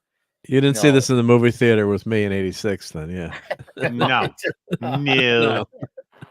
I think I really am the youngest on my own show here. I really am the kid on the show. Everyone else is. We'll just say they got some years on it. But seriously, that was a great view of the city right then there. It actually with the Sears Tower, man. Back when it's still called the Sears Tower. I will say today, in my opinion, there are parts of it that do honestly still look fine to me. There are. I truly mean that. But there are some parts that are absolutely shittier than ever. So I'll say that. There are parts of it that look like an absolute disaster. But there's some parts that are fine. There are. So I can easily say that the entire town is a shithole. But that's honestly, that's not true. But there are definitely parts of it. You mean like Cabrini Green? There are parts of it that truly are. I have no idea what the shit is Cabrini Green. I don't know what that crap is. Oh, then you don't know Chicago, my friend. I do know Chicago. I just don't know what that is. I could name it. It was the ghetto of Chicago. It's been gentrified. It was the projects, and that's the if you've ever seen Good Times, it's the building that the people in Good Times live in. I know what you're talking about now. Okay, so they tore it down in like the late 90s, early 2000s. Yeah, but there's also a subdivision, but like basic streets with old buildings that were converted into apartments and stuff. And yeah, and it was a rough side of town. Mm-hmm. No, I am aware of that type of stuff. That I just didn't know the name Cabrini Green. I did. Yeah, I've been there. I went drinking with some buddies in college, and I was scared shitless the whole time I was there. Like I was going to get shot. I don't want to be here. It was actually a gorgeous. It was a gorgeous building. It was built, after it was a lot of when it was, when it was new. and doctors and lore, as they said, urban renewal. It was gorgeous when it first came out. So it was built, in the 40s. So it was, they had, a nice mixed neighborhood there, and then it all went to hell. We're not going to get into that. But Candyman, wasn't Candyman there? Yes. Yeah. Yeah. And they tore there it was a down. documentary about the similar thing that happened in St. Louis. It was called the Pruitt-Igoe Project. That's a fascinating documentary if you ever want to watch that. But they demolished everything and they gentrified the whole area. Yeah, I've seen some of the gentrified areas, and some of them are already becoming crap again. That's the funny part. Yeah. Some of them are. Yeah, well, the already minute you becoming get crap like lefties and hippies in there, it's gonna go to shit. They don't take care of anything. I think a disservice to hippies. Hippies just don't do anything. You got. I'm talking about real hippies, like from when I was a kid. Okay, The ones that don't bathe. The original ones. Yeah, Dirty, the women have hippies. longer hair in their pits than the guys have on their head. Yes. The ones that turn thank Haight you, Ashbury you into nailed it. Yeah, Hipsters are the true Well, issue. yeah, that's the modern plague, is the hipster. But yeah, I mean, hey, you gotta go back and look at photographs or film of like Haight Ashbury in San Francisco in 1968 to get an idea of what a neighborhood full of hippies look like. Yeah, isn't it funny that Arnold ended up doing 2 movies within the sum of not even half a decade in Chicago between this and Red Heat? And I know I love Red too. Heat. That is one Oh, of I my love Red favorite Heat too. films. I know many people who have mistaken Raw Deal for Red Heat because no, they're both stuck within they're both Arnold, they're both in Chicago. I was like, and I've had people mistake. No. I'm like, no, Raw Deal is where it's an Arnold movie. Red Heat is the buddy cop action comedy where he's a Russian cop going to Chicago. So both movies he does go to Chicago. Actually, I feel like if anything, this movie has a little bit more of a similarity to Red Heat than does Cobra. Cobra, to me, they're just guys who are both one-man armies. That's to me, that's about all that there is. It's just one-man army. Or in its own way, this is also a revenge film. Yeah. Yep. Oh, no, it is a revenge film because he's doing it for Christmas Story Dad. Yeah, I would agree on that too. And that's something that Cobra really absolutely is not either. So You killed my friend's son. Prepare to die. I'd argue. Yeah. I'd say the comparisons. I mean, I'm sure you could say there's few. Yeah, sure. They both feature a main action star. Both are one-man army. But other than that, if you really break it down, there's more, just as much not in common as there is maybe in slightly more towards the not. So yeah, whatever. And there's a lot less action in this movie than in that one. Yes. Oh yeah. And this one goes on a little bit longer too. Granted, I know runtime doesn't matter that much, but if we're gonna really get nitpicky with it, like this one does go on a bit more. So, and also Cobra is so culturally definitely over time, it's definitely, even though it did pretty well at the time, it wasn't like huge. It did pretty well at the time, but nowadays it's like such dude, Cobra, man. Can't be an action movie guy if you don't know Cobra. It's not over. I'll see you. Oh yeah, poor Christmas Story Dad. Poor Christmas Story Dad. Did anyone see the Jean-Claude Van Damme trailer? Darkness. The new one, yeah, yes, I did. Yeah, no, I didn't see looks it. good. No, it looks good. Comes out in but May. But does he dance in it though? If he doesn't dance in it, it's does he show off his ass in it? No, it did look good actually. Did look good. Yeah, he can do martial arts now, but it's too difficult to dance. Too old. He's too old. Speaking of Mad Mardigan, I mean, he looks really nice in John Claude's outfit right there. I mean, don't you say? Nice package.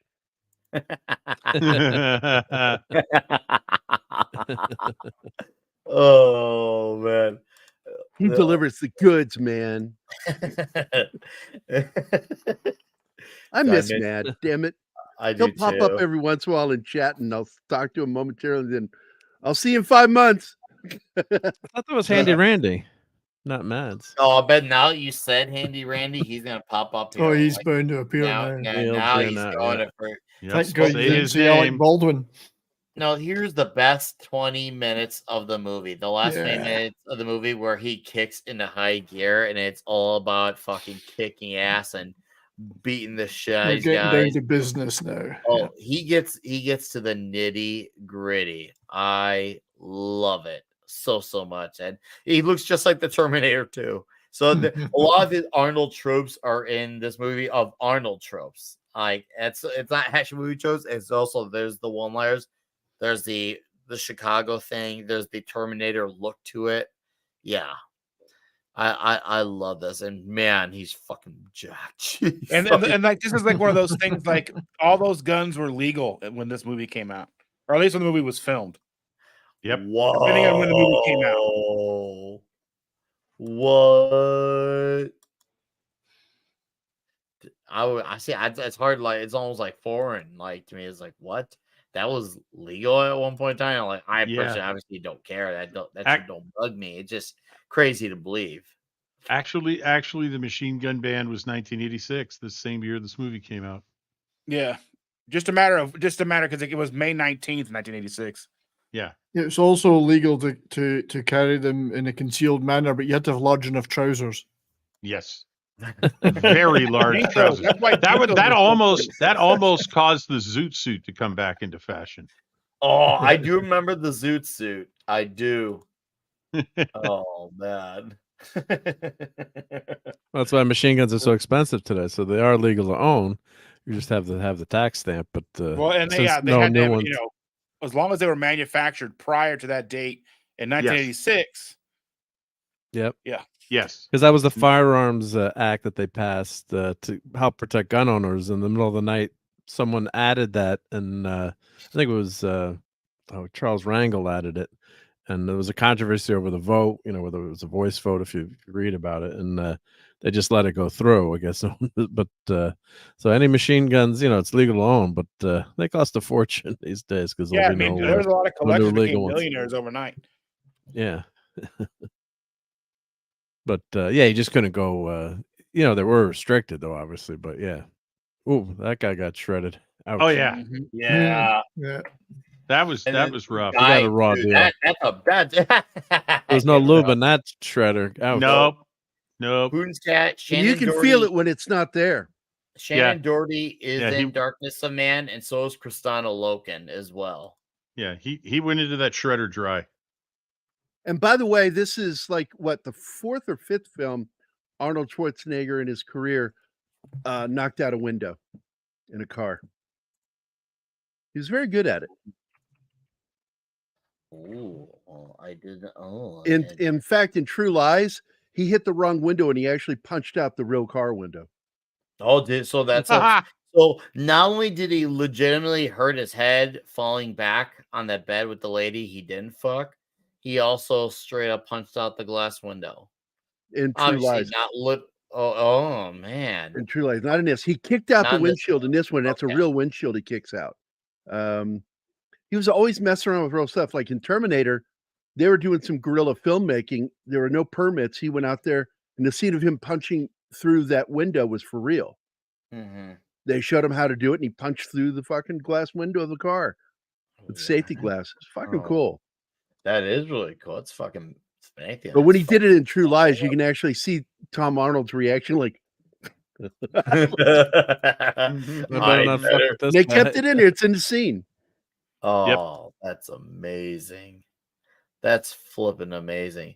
I love how they this actually did seem like a good way for the guys to capture them, the bad guys, until he jumps off on the side. He does a too, if you remember. He does as he gets with his tongue. He did do that stuff. I like single worst yell of a man in any movie ever. Arnold. Yes. I disagree. It's one of the best ones ever. Oh, I'm not saying it's not great. But it really does not sound natural. There's nothing natural about his yell. That's why it's so beautiful. Like in Total Recall, when he's like the Muppet head version of him, but he's still doing the voice, and the tongue is like, back and forth in his mouth. Yeah, that's Arnold yelling in Austrian. Austrian. And Rob Bottin working the puppet tongue. Just yelling and incoherent. And that, you know what? To be fair, that's all he needs to do. Because I got to tell you, Nick, Sola says Wilhelm scream. Very good reference. I say a vote should be done, a national vote that says remove the Wilhelm scream and replace with Arnold for all yells. So when stormtroopers like are shot now and fall off a balcony, you should hear Arnold. Maybe there's like a 10-minute clip online of just Arnold screaming from every movie, like a compilation. Okay, Mark, that's a challenge. You need to make a clip of him yelling. Every movie. If it's not made yet, Mark needs to be the one that gets the credit for that. Because yes, he needs to do it. Good. I'm telling you, that'll be a great clip. Not only will I'll give you the idea to top the idea. You take every one of them, because Putin's Cat says they have it on YouTube. Here's how you top it if it's already there. You add them all together at once. So it's just one giant wave of yeah, it never ends. Mix them all in Never ending. together at Never once. ending. Yeah. On top of each other. Yeah. Yeah. Just instead of the song that never ends, it'll be called the Yar that never the ends. Ouroboros of So and now the Arnold Schwarzenegger Choir at Carnegie Hall. Oh my God. It could be done. If it's no use a chorus clip, pedal. If there's no mixing clip, and then it's my idea. But if that's assuming no one's done the echo idea. I hope not, because that'd be great. Mark would pull off the echo idea perfectly.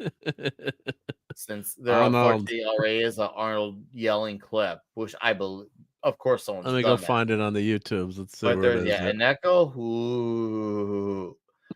Ooh, I would like for that to be the one.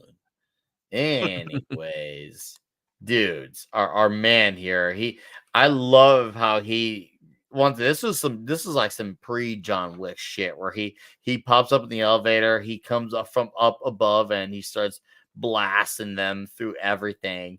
And he's basically a Terminator that moves very well. He's basically a Terminator because Terminator kind of just like,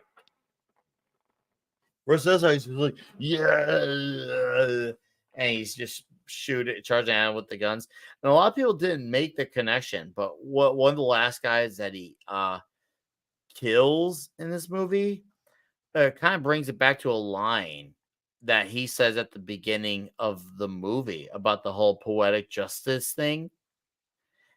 I was like, I think that guy actually said, when he said the statement of resign or be prosecuted any way you want it, I think that was him bringing the quote full circle. Yep. Oh, okay. Shit, I forgot. Go ahead. There's something else here, Nick. In this gunfight, the big guy with the beard, that's Sven Thorsen. Okay. He's worked with Arnold in every film. He was the guy with the big mallet in Conan, the Barbarian. He was also Killian's bodyguard in The Running Man. I got to go score some Arnold, steroids. Arnold and he became besties, and he's like had him around for years in his films. Speaking of Mr. Robert Davey, aka Max in this movie, he was originally supposed to be what's his name, Richter in Total Recall, but he was didn't do it because he did this movie instead on top of it as well. Man, we're coming down with the hits tonight, Gerry, you and I. Yeah, baby. The hits keep coming. But I do like this shootout.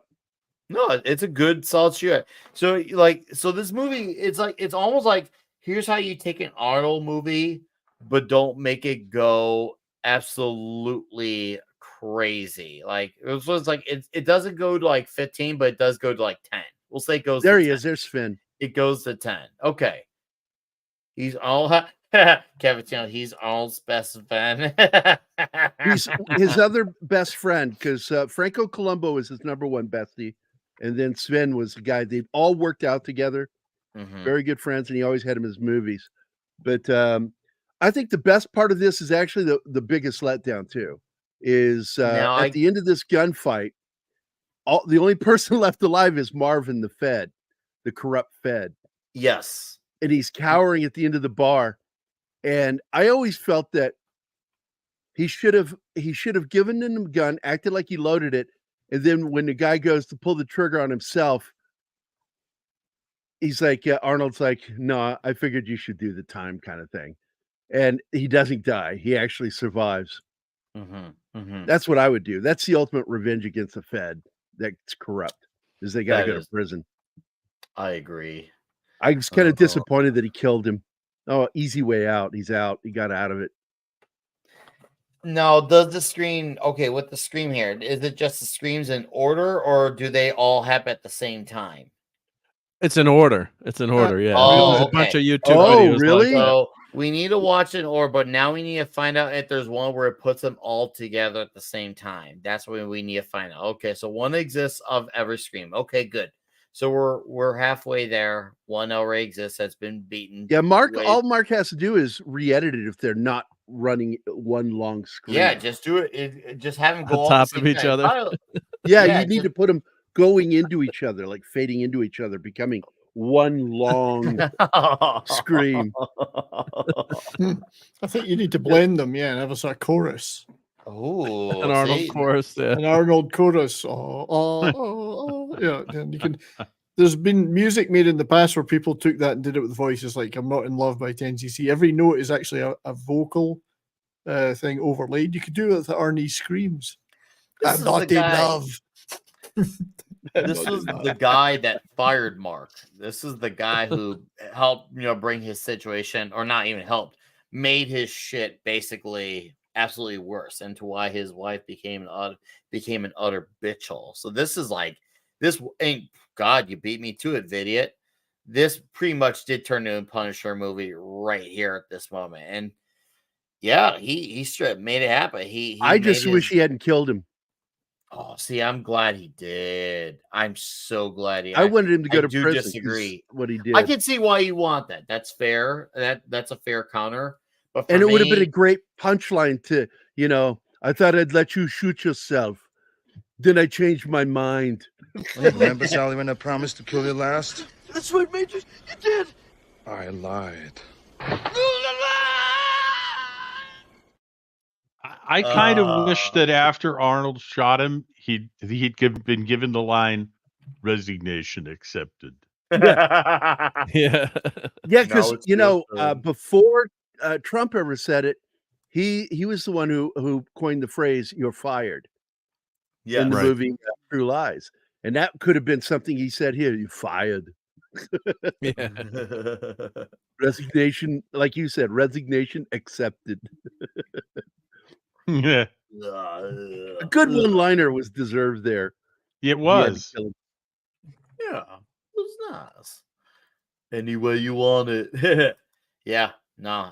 What a way to bring it back around. And yeah, I actually was wondering, is he actually gonna off himself? But I'm like, no, never mind. He wouldn't do that. He wouldn't do that. Of course, he's a bad guy. He's gonna think he could try to get away. And obviously, Mark had prepared for that, and he shoots. Shoots the shit out of him. I need some water. Matter is your dinner too spicy? Go and get a glass of water. I've got good news for you. In about a few months, we're gonna do all 3 Punisher movies. Dolph Lundgren. Really? And Ray Stevenson. All 3 of them. Yes. Dolph one is pretty good, actually. I think. It's similar to the comic book in many ways. Oh, yeah. I mean, he's never in costume, but he's only got the knife with the the Punisher symbol. But it's not a bad movie, actually, if you watch it and have a few beers in you. Yeah, I love the fact that they wanted him to be all tanned and fit, and he said, I live in a sewer. I should be like milk-colored skin and dark rings. And that's what he did. If you look at him, he looks unhealthy as shit. Yep. I like that movie I actually really enjoy it. I actually enjoy all three of them. Yep. I really enjoy all three of them. What about 1941? Well, we'll just stay tuned. Someday. Someday, yeah. Someday. I would call it inevitable. I would call it inevitable. Oh, here's the big Casablanca scene. Yeah. You said Casablanca? Yeah, that's what this is. Yep. This Put is her the on the scene plane. at the end of Casablanca. Get her on the plane. Yeah. Here's looking at you, kid. Yeah, you're right. Yeah. Sorry, I had to think about that. Yeah, I know what you're getting at now. Because she's in love with him. 50K, yeah. She's total, yeah. But see, it would have been so much better if he's just like, well, you can't be in love with me. I'm gay. Yeah, I know, totally. It's like if I wanted women, it would totally be you. I just don't like vagina. I like. We know, Gary. We know. I like my men. I like my ground beef, very meaty and greasy. Just accept this. Well, in today's world, I could say I love my women with 8, maybe 10 inches. Is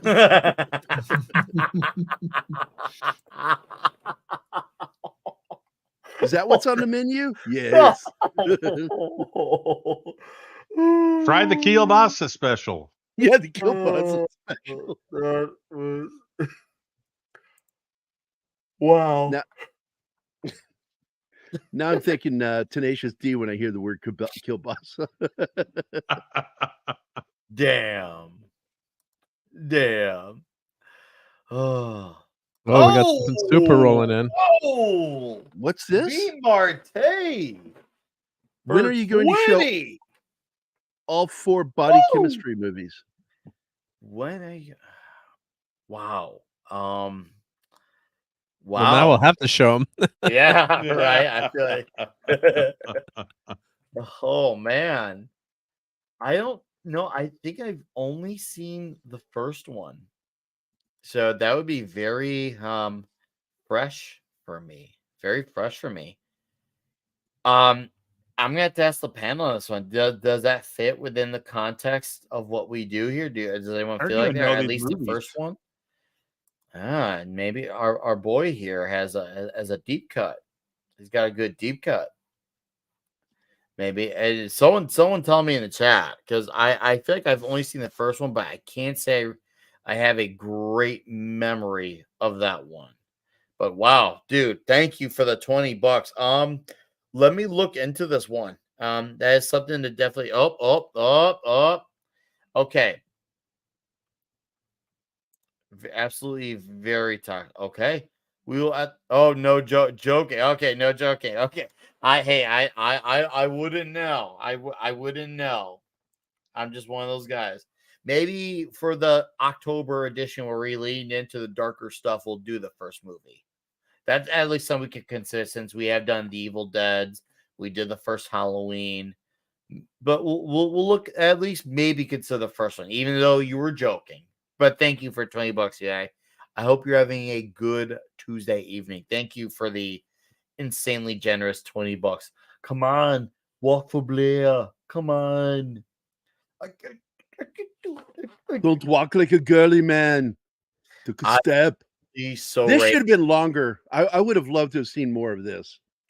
That's what she said. She agrees with you. Longer and uncut. She agrees with you. You're too old. I will break you. You won't even live when I break you. She's like, yeah, you put it in him. Well, like I said earlier, longer and cut means, more foreskin. And with me, that's all you get. It's all foreskin. This is a dead giveaway in the title, Dilly Zanes. You see, Marte here, he kind of had he had me. This one I'm not getting fooled by. Yeah, I'm not getting fooled by. They hugged it out, guys. And you know what the funny part is? We still didn't have the wife. And he had a different color of plaid on. A different Well, flannel. I'm hoping that she choked to death on whatever she was fucked up on. I got good news for you, sir. We did do Revenge of the Nerds. We did a fantastic Yeah. episode on that movie. That was like what, episode 40 something, I think. We did do that one. We'll dig for the We link did for you. Nerds, We'll yeah. post in the chat, but we did do that one. We did. That was a great time. We had a lot of fun with that one. That was a great show. And anyways, chat, while we dig out for that episode, go ahead and get your toxicity scores as in case you missed the memo. We're just reading off the toxic scores, and of course the panels talk about the toxicity. So we'll let 70s start off with the toxicity. Yeah. I mean, it's got a lot of great action and some great one-liners. It's very Arnie. I don't know if it's that toxic though, really. Okay. I'm trying to think of stuff in it that would make it seem like, oh my god, that was really excessively violent or sexual, or it's certainly masculine though, which we like. So I think overall I could probably only stretch to a 6 for this movie though. 6 out of 10 for toxicity. Great movie. Love it. But toxicity, maybe a 6. Okay. Yeah, because it's not all that toxic. Yeah, I agree. Okay.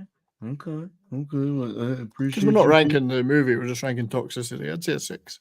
Okay. We'll do that. Okay. It did annoy the right critics, so that was good. It did, which is really weird too. It really is weird that I really, because apparently what I read, one of the critics reviews are saying that it has too much action. I mean, that's the only boobs we see in the whole movie. But yeah, too much action. How can you ever? Yeah, when you get a gorgeous chick, I expect a little bit of frontal nudity. Yeah, an 80s movie with Arnold Schwarzenegger, and you're complaining that it's too much action, and yet it doesn't even have the most amount of action in 1986 for a movie.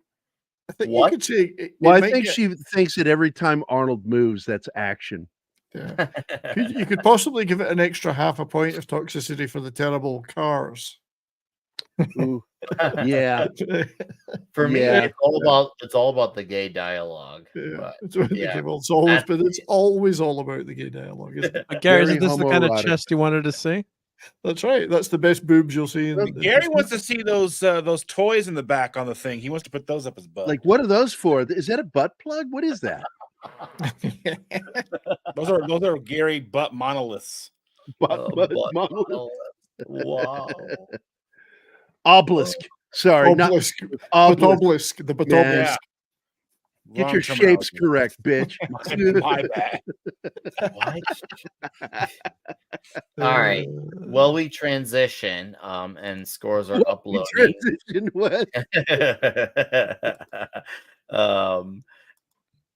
We will let Dustin sound off on his toxicity score. Well, I agree with 70s. The movie's not inherently toxic, really. I don't even know if I can go as high as 6. I'd probably have to go 5.5. Okay. And what is that's your the best rank? I've got. That's it. That's all I can do for you. That's all I can do for you. I can't go any higher. Best I can do for you. Okay. All right. Well then. Oh, I found it here. Episode 70, right here. Toxic Tuesday, Revenge of the Nerds, right here in the chat. So if you're newer to the show and weren't here then, it was episode 70. So by all means, watch it, live it, enjoy it. It was a gay old time. And it was done on January 4th of 2023. So by all means. Yeah, it was we had a great time with that one. Anyways, we'll transition to Gerry. Talking about transitioning. More transitioning. I don't know if I can handle all this transitioning. What, are we at the bottom of the show now? Only if Sylvester Stallone is doing the surgery. With gloves on. Boxing gloves. Hey, Gerry, I don't use gloves. I'm a bare hand type of guy. So I don't think you use cock anymore. Hey, Gerry, you know what it's called when you take somebody's appendix out? Yeah, it's an appendectomy. You know what it's called when you have your tonsils taken out? Yeah, tonsillectomy. Do you know what it's called when you turn a girl into a boy? Yeah, it's an addictomy. Oh, Nick didn't get it. Strapodictomy. Oh my God, poor Nick. Like, I don't add a dick to me.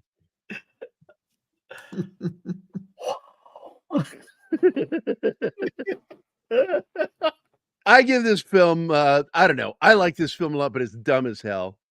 I'm not going to give it a very high score for a lot of it. The writing is actually better than the film itself. I give the writing a good between a 7 and an 8 on this one. The rest of them's around at 6, and Toxicity, I really don't think it's very high in this film. I put it at about a 5. Okay. But it's a fun movie, and it's in my collection. I have it in my I have every Arnold film on my hard drive. I used to have this on VHS. I watched it all the time. Have you ever watched a movie so many times that you break the tape and then you pull the cassette apart and reattach it so you can still watch it? I've done that. I did that to Blade Runner. That's a good movie to do that to be fair. It's a very good movie to do that to. All right, Mark. All right. Yeah, I mean, I guess I could give it 2 toxicity scores. Like, you got a modernity score and you got like a 1986 score. So like in 1986, when I saw this be like a 1 or a 2 or 3, just because of the, the complaining critics who didn't like all the blood and, all the blood and guts. But I mean, you could show this movie on TV today, probably, right? I mean, with all the gore that you can see on TV. But, today I'd maybe go like, the modern audience, like a 5 or a 6, because, God forbid Arnold's not talking to these people. He's not trying to, see how they can use counseling maybe and, stop their criminal ways. So, I mean, as a modern, the modern lens looking back at it, it's a little bit higher. But just back in the day when this came out, there's more, the quote unquote, liberal critics are complaining, oh, here's Arnold with his guns again, taking everyone out. And we're in the movie theater cheering because he's taking out all the bad guys, especially at the end. So, yeah, it's a typical Arnold movie. It's obviously not his best. It's not a Commando, but it's a fun, it's a fun cop movie to watch. But it gets the job done. But you can see that in the box office. It's how it just didn't do that well following. I think what was Commando just right before this one, I think. Yeah, it was. Yeah, so no one's living up to John Matrix ever. So, but Arnold goes on to bigger and better things. But it's not a bad flick, but not very toxic for the day when it came out. So, and if you haven't watched, I know, it, Mark, go that watch you it. prefer your films a little gayer. Oh yeah. I love musicals; are my favorite. We're probably gonna have to do the. I'm gonna veto everyone. We're gonna do The Sound of Music someday. Oh, we have to do The Sound How of about Music. Oklahoma, man? Oh, I could Oklahoma! sing everything in The Sound of Music. Oklahoma gets pretty rough, actually. That 8-track was in my dad's car for like 10 years. The Music Man. When I Oh was my a kid, God! The Sound of Music going round and round and round. Music Man. Trouble. Oh, sorry. Yeah. Music Man's a classic. Yeah. Piano. All right. Piano. And I got to post this picture on Gilded so everyone can share it. You should post it on the Gilded. Let me do that now. Yeah, Thank you, everyone. Yep. I don't even think I have Gilded. You should join our Gilded server. It's a great time. We have a lot of people on our chat who are on the Gilded server. It's great. And some of the What should I put that under, memes? Yeah, put it under memes. Memes, yeah. Red Shirt. Yeah, this movie, I have to agree with everybody else. This movie's not really toxic. It wasn't then, and it really isn't now. It doesn't have, the male gaze. She keeps her clothes on. Oh, they have the male gaze. It's Arnold right there. Yeah, well, but that's I wasn't gazing, I'll tell you that. I might be jealous of that body, but I ain't lusting after it. She kept her clothes on. That was kind of a bummer. She was pretty good looking. So it really in the end comes down to, it was a pretty formulaic movie, and it didn't have those 80s tropes. You got a good looking woman. Oh, wait a minute, we go to a strip club. Oh, it's a transvestite strip club. It's a guy. I know, right? Yeah. It's like, oh no, wait a minute. I was expecting to at least see one good set of tits before this movie was over. It's like, no, I didn't see any. So I can only give this a 5 at most on toxicity for today. Wow. And yeah, I can see why following Commando, as over the top and lampoonish as that movie is, that this thing sank like a stone, because Arnold tries to play a more subdued character, and I think, I agree with his statement after working with the director. He probably did have a better idea how to act, and he was taking his elocution lessons, so his speech was becoming slightly more comprehensible to an American audience. So it was a learning experience for him, but it's a movie that doesn't quite live up to the story, the writing, and it was just kind of like meh. And for toxicity, it's definitely in that range. It's not much of a much. That's it for me. Okay. All right. I'm gonna read some of these schools here, and we will do this. Cavatino Cavalryman Che, 1 plate shirt toxicity. Matthew Marzullo, 10 out of 100 for Arnie quips and body throws manly style on Chirac. Ashton Com, 6K cars out of 10. Toxicity fake, 5 fake Uzis out of 10. Uzi. Pinochet's helicopter tour, 6 out of 10. Needs more toxicity. Agreed. Darth Vader, 4 for toxicity. It's not that toxic. Normie the Navi, 8. White vest, cigar shades, big guns. Ashton Com for $2 says, suggesting Blue Thunder. I have seen a little bit of the show, but not the movie. But I'm assuming you're talking the movie, correct? I've not seen the movie. Tell me. Decent. It's decent. Thank you. It's a decent movie. Thank you Yeah. for the $2. Thank you for $2. Not as good as Airwolf, though. Jaffo. Jaffo. What does Jaffo mean? Oh, that's Thunder. What do you call it? Blue Thunder. He said Airwolf. Different. So I'm gonna go. I'm gonna go with the 5.5 as well for toxicity, because for me the dialogue here in this movie has a lot of parts that out of context is really gay, and it's great. And then you got this scene right here. So, and of course, it's got all the Arnold Schwarzenegger tropes that critics hate it for. So 5.5 for toxicity. As far as Arnold movies go, yeah, it's obviously not the best one, but it definitely deserves a lot more credit that's ever given. I mean, it's a very balanced flick, and it's got some good delivery. It's got good action, and the soundtrack is great. It looks great, and it's got a pretty coherent story as well. And it's not as, I guess you could say, ridiculous as other Arnold movies, even though I love them more when they're more ridiculous. But it shows you that you can make one of these types of movies with Arnold and still make it watchable. So I'll say it at that. And it's one I definitely probably still will watch again. So anyways, Toxic Tuesday has done a raw deal of a show. But next month is going to be a month of Burt Reynolds. And we're going to kick things off long, hard, and strong next week. We're going to be talking The Longest Yard. So I will say, hold on to all of your asses. We're going to go in huge balls deep for the month of Reynolds. So when he says hold on to your ass, he means pull it apart, so it's easier. It means hold on to your ass, Gary. So anyways, next week, The Longest Yard. Friday, we have a comic shop show on my channel.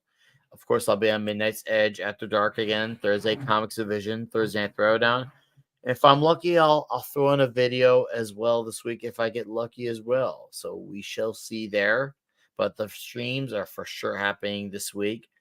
I'm going to let these gentlemen plug in their plugs. And also, I saw we had a few additional faces here.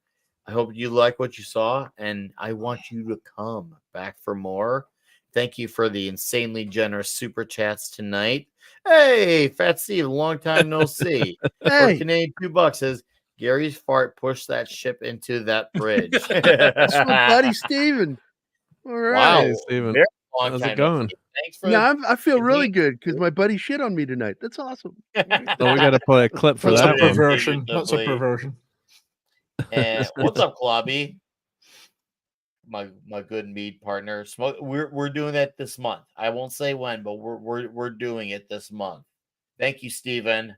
Hopefully Here's you a clip are. for Steven. Hopefully things are going very good for you under siege. All right. Thank you.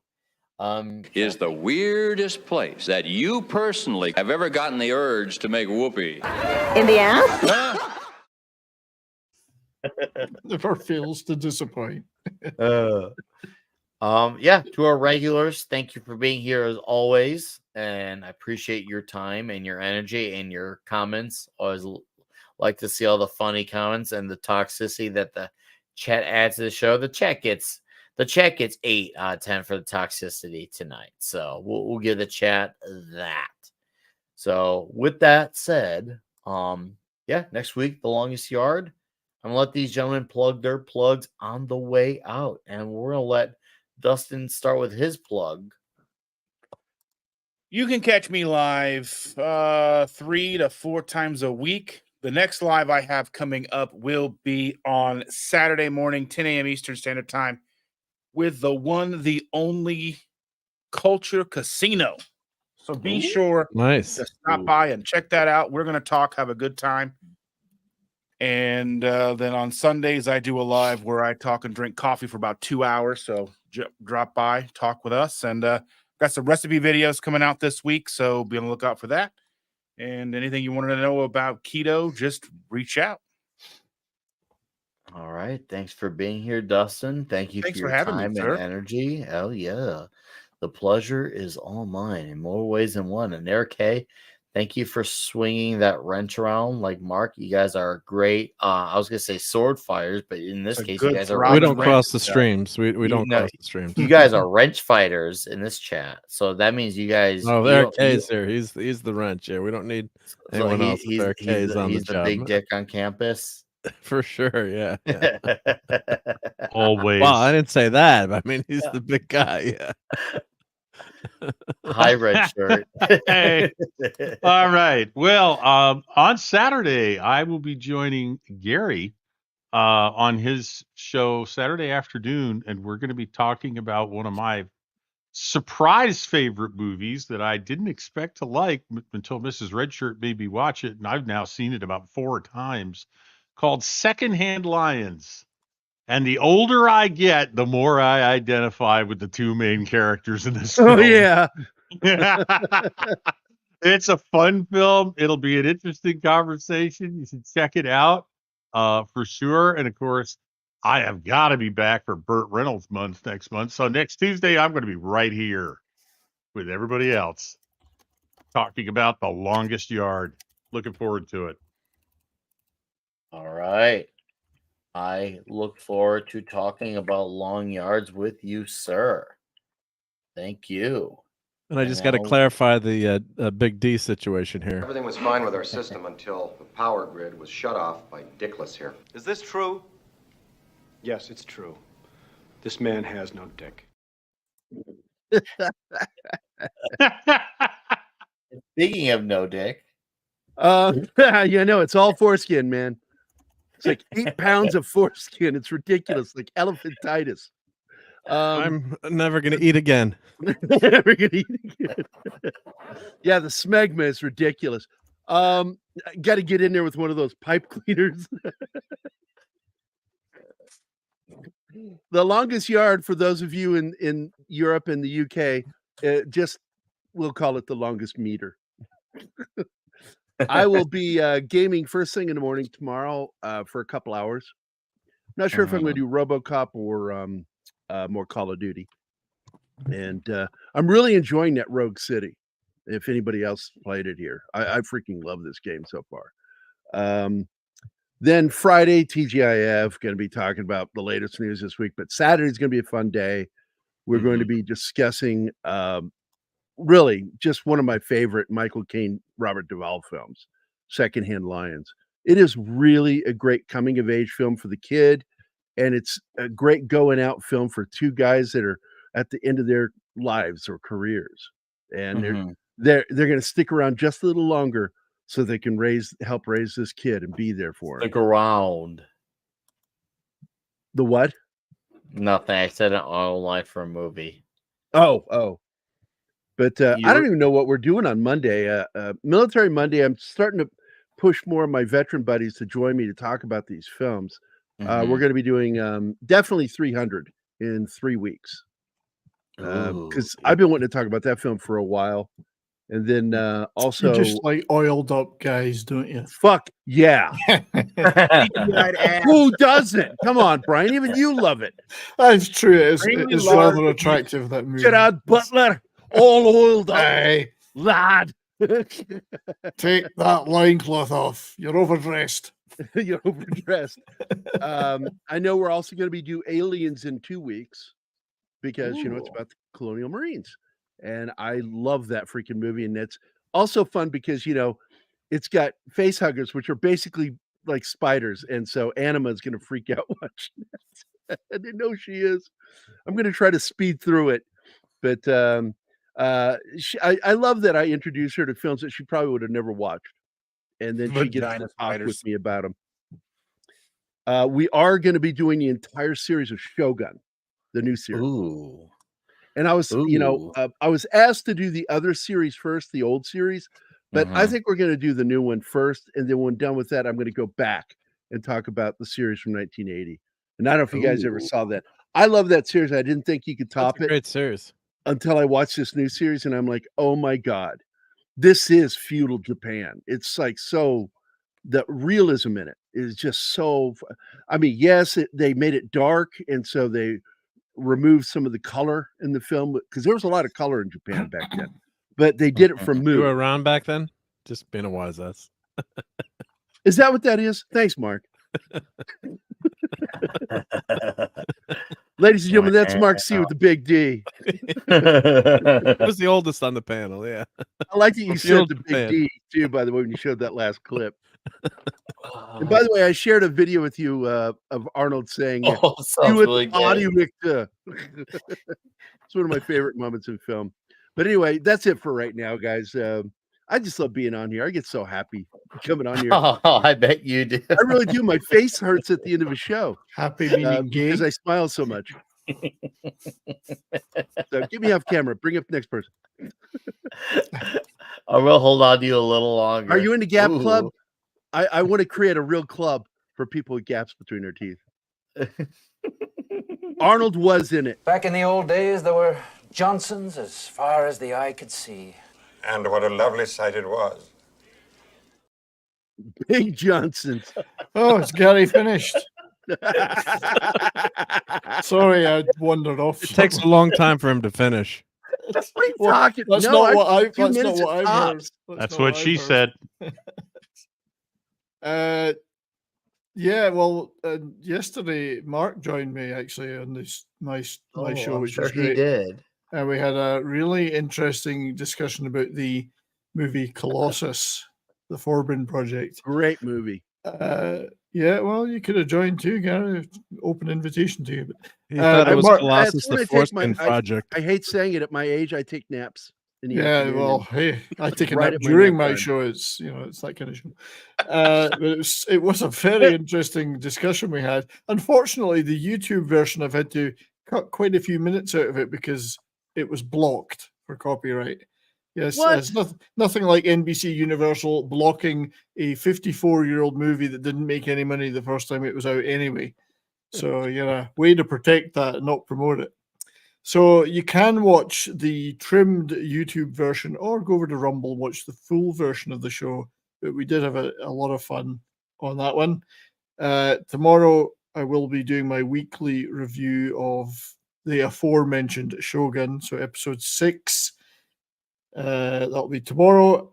And amongst other things during the week, obviously Saturday night, Brahma and I do Bourbon and Boarding, our hockey show, which is late Saturday I'd love night. to hear you do Bourbon and Docking. You wouldn't like to hear that. It's I like to see it. There's a lot of screaming. And then next Monday on my channel, we'll be doing a long delayed special on drummer Cozy Powell, one of the most greatest British rock drummers of the 70s and 80s, sadly departed this earth in April. Oh God, 30 years ago now, I think. So I thought we'd do a little tribute to him.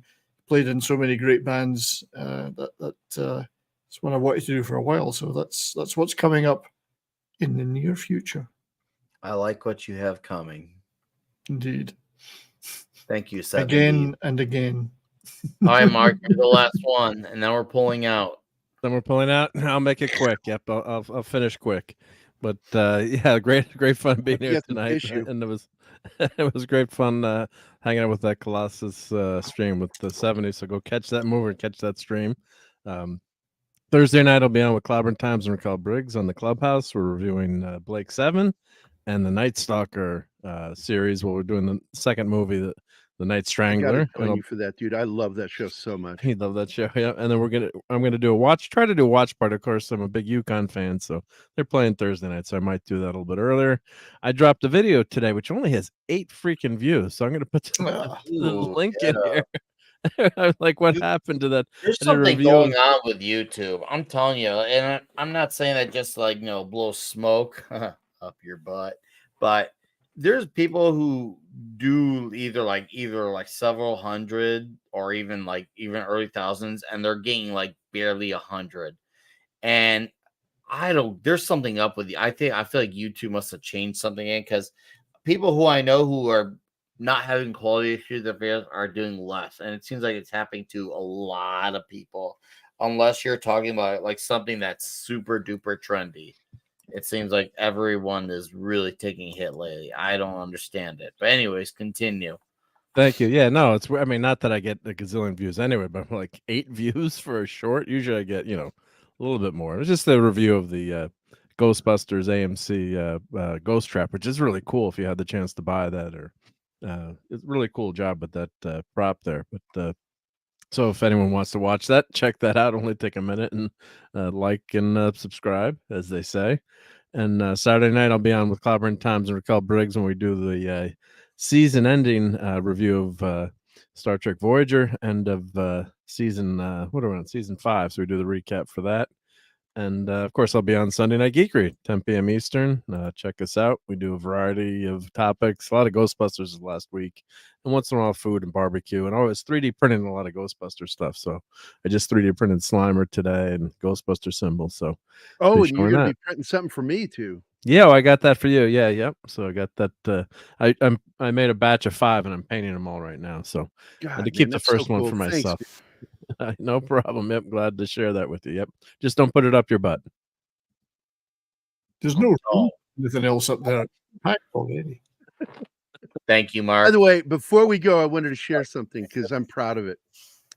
I want you to look at To Hell and Back, when I did the coverage of that film, and one of my favorite British films from Hammer, Quatermass in the Pit, also known as 5 Million Years to Earth. 31,000 views, 23,000 views for those incredible. 2 videos. That's awesome, yeah. I feel good when people actually watch and like and comment on that stuff, and I'm just proud of those two. I like our film coverage. I really like that more than doing our shit that we do on Friday, because that's just such, we got to talk about the negative stuff. I like talking about movies, and Toxic Tuesday inspired me to do both of those shows. So I stole from Nick, and he gets no thanks for it. It's okay. It's okay. But seriously, and you got something you going. two helped me a lot in getting those shows started. And I appreciate it. It should be. You got that going on. Mark's geekery is getting bigger. it's engorging. It's nice. Well, Gary, Nick is fully accustomed to getting no thanks. No thanks. Oh, Like man. from his wife. All right, guys, it's been awesome. Once again, thanks for supporting Toxic Tuesday. The longest yard next week. Come back, Comic Shop Talk Friday night on my channel as well. Seriously, you guys are all fucking awesome. Thanks for your support. Thanks for your time, comments, wrenches, super chats. You were all long, hard, and strong. I'd like to show you something.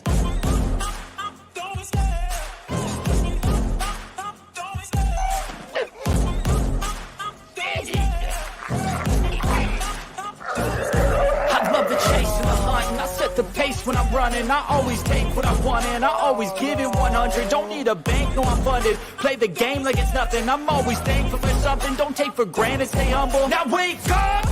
It's time to look at the enemy. Look in the mirror if he is no friend to me. It's not working out, maybe it's the chemistry. It's time to break up so I can make a better me. Better believe in your mind, nothing's everything.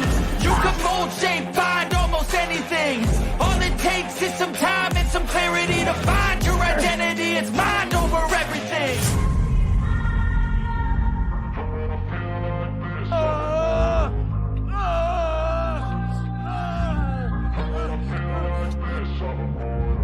And when I feel like this, I'm immortal. When I feel like this, I'm immortal. When I feel like this, I'm immortal. When I feel like this, I'm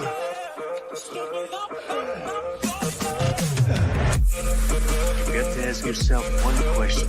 Do I feel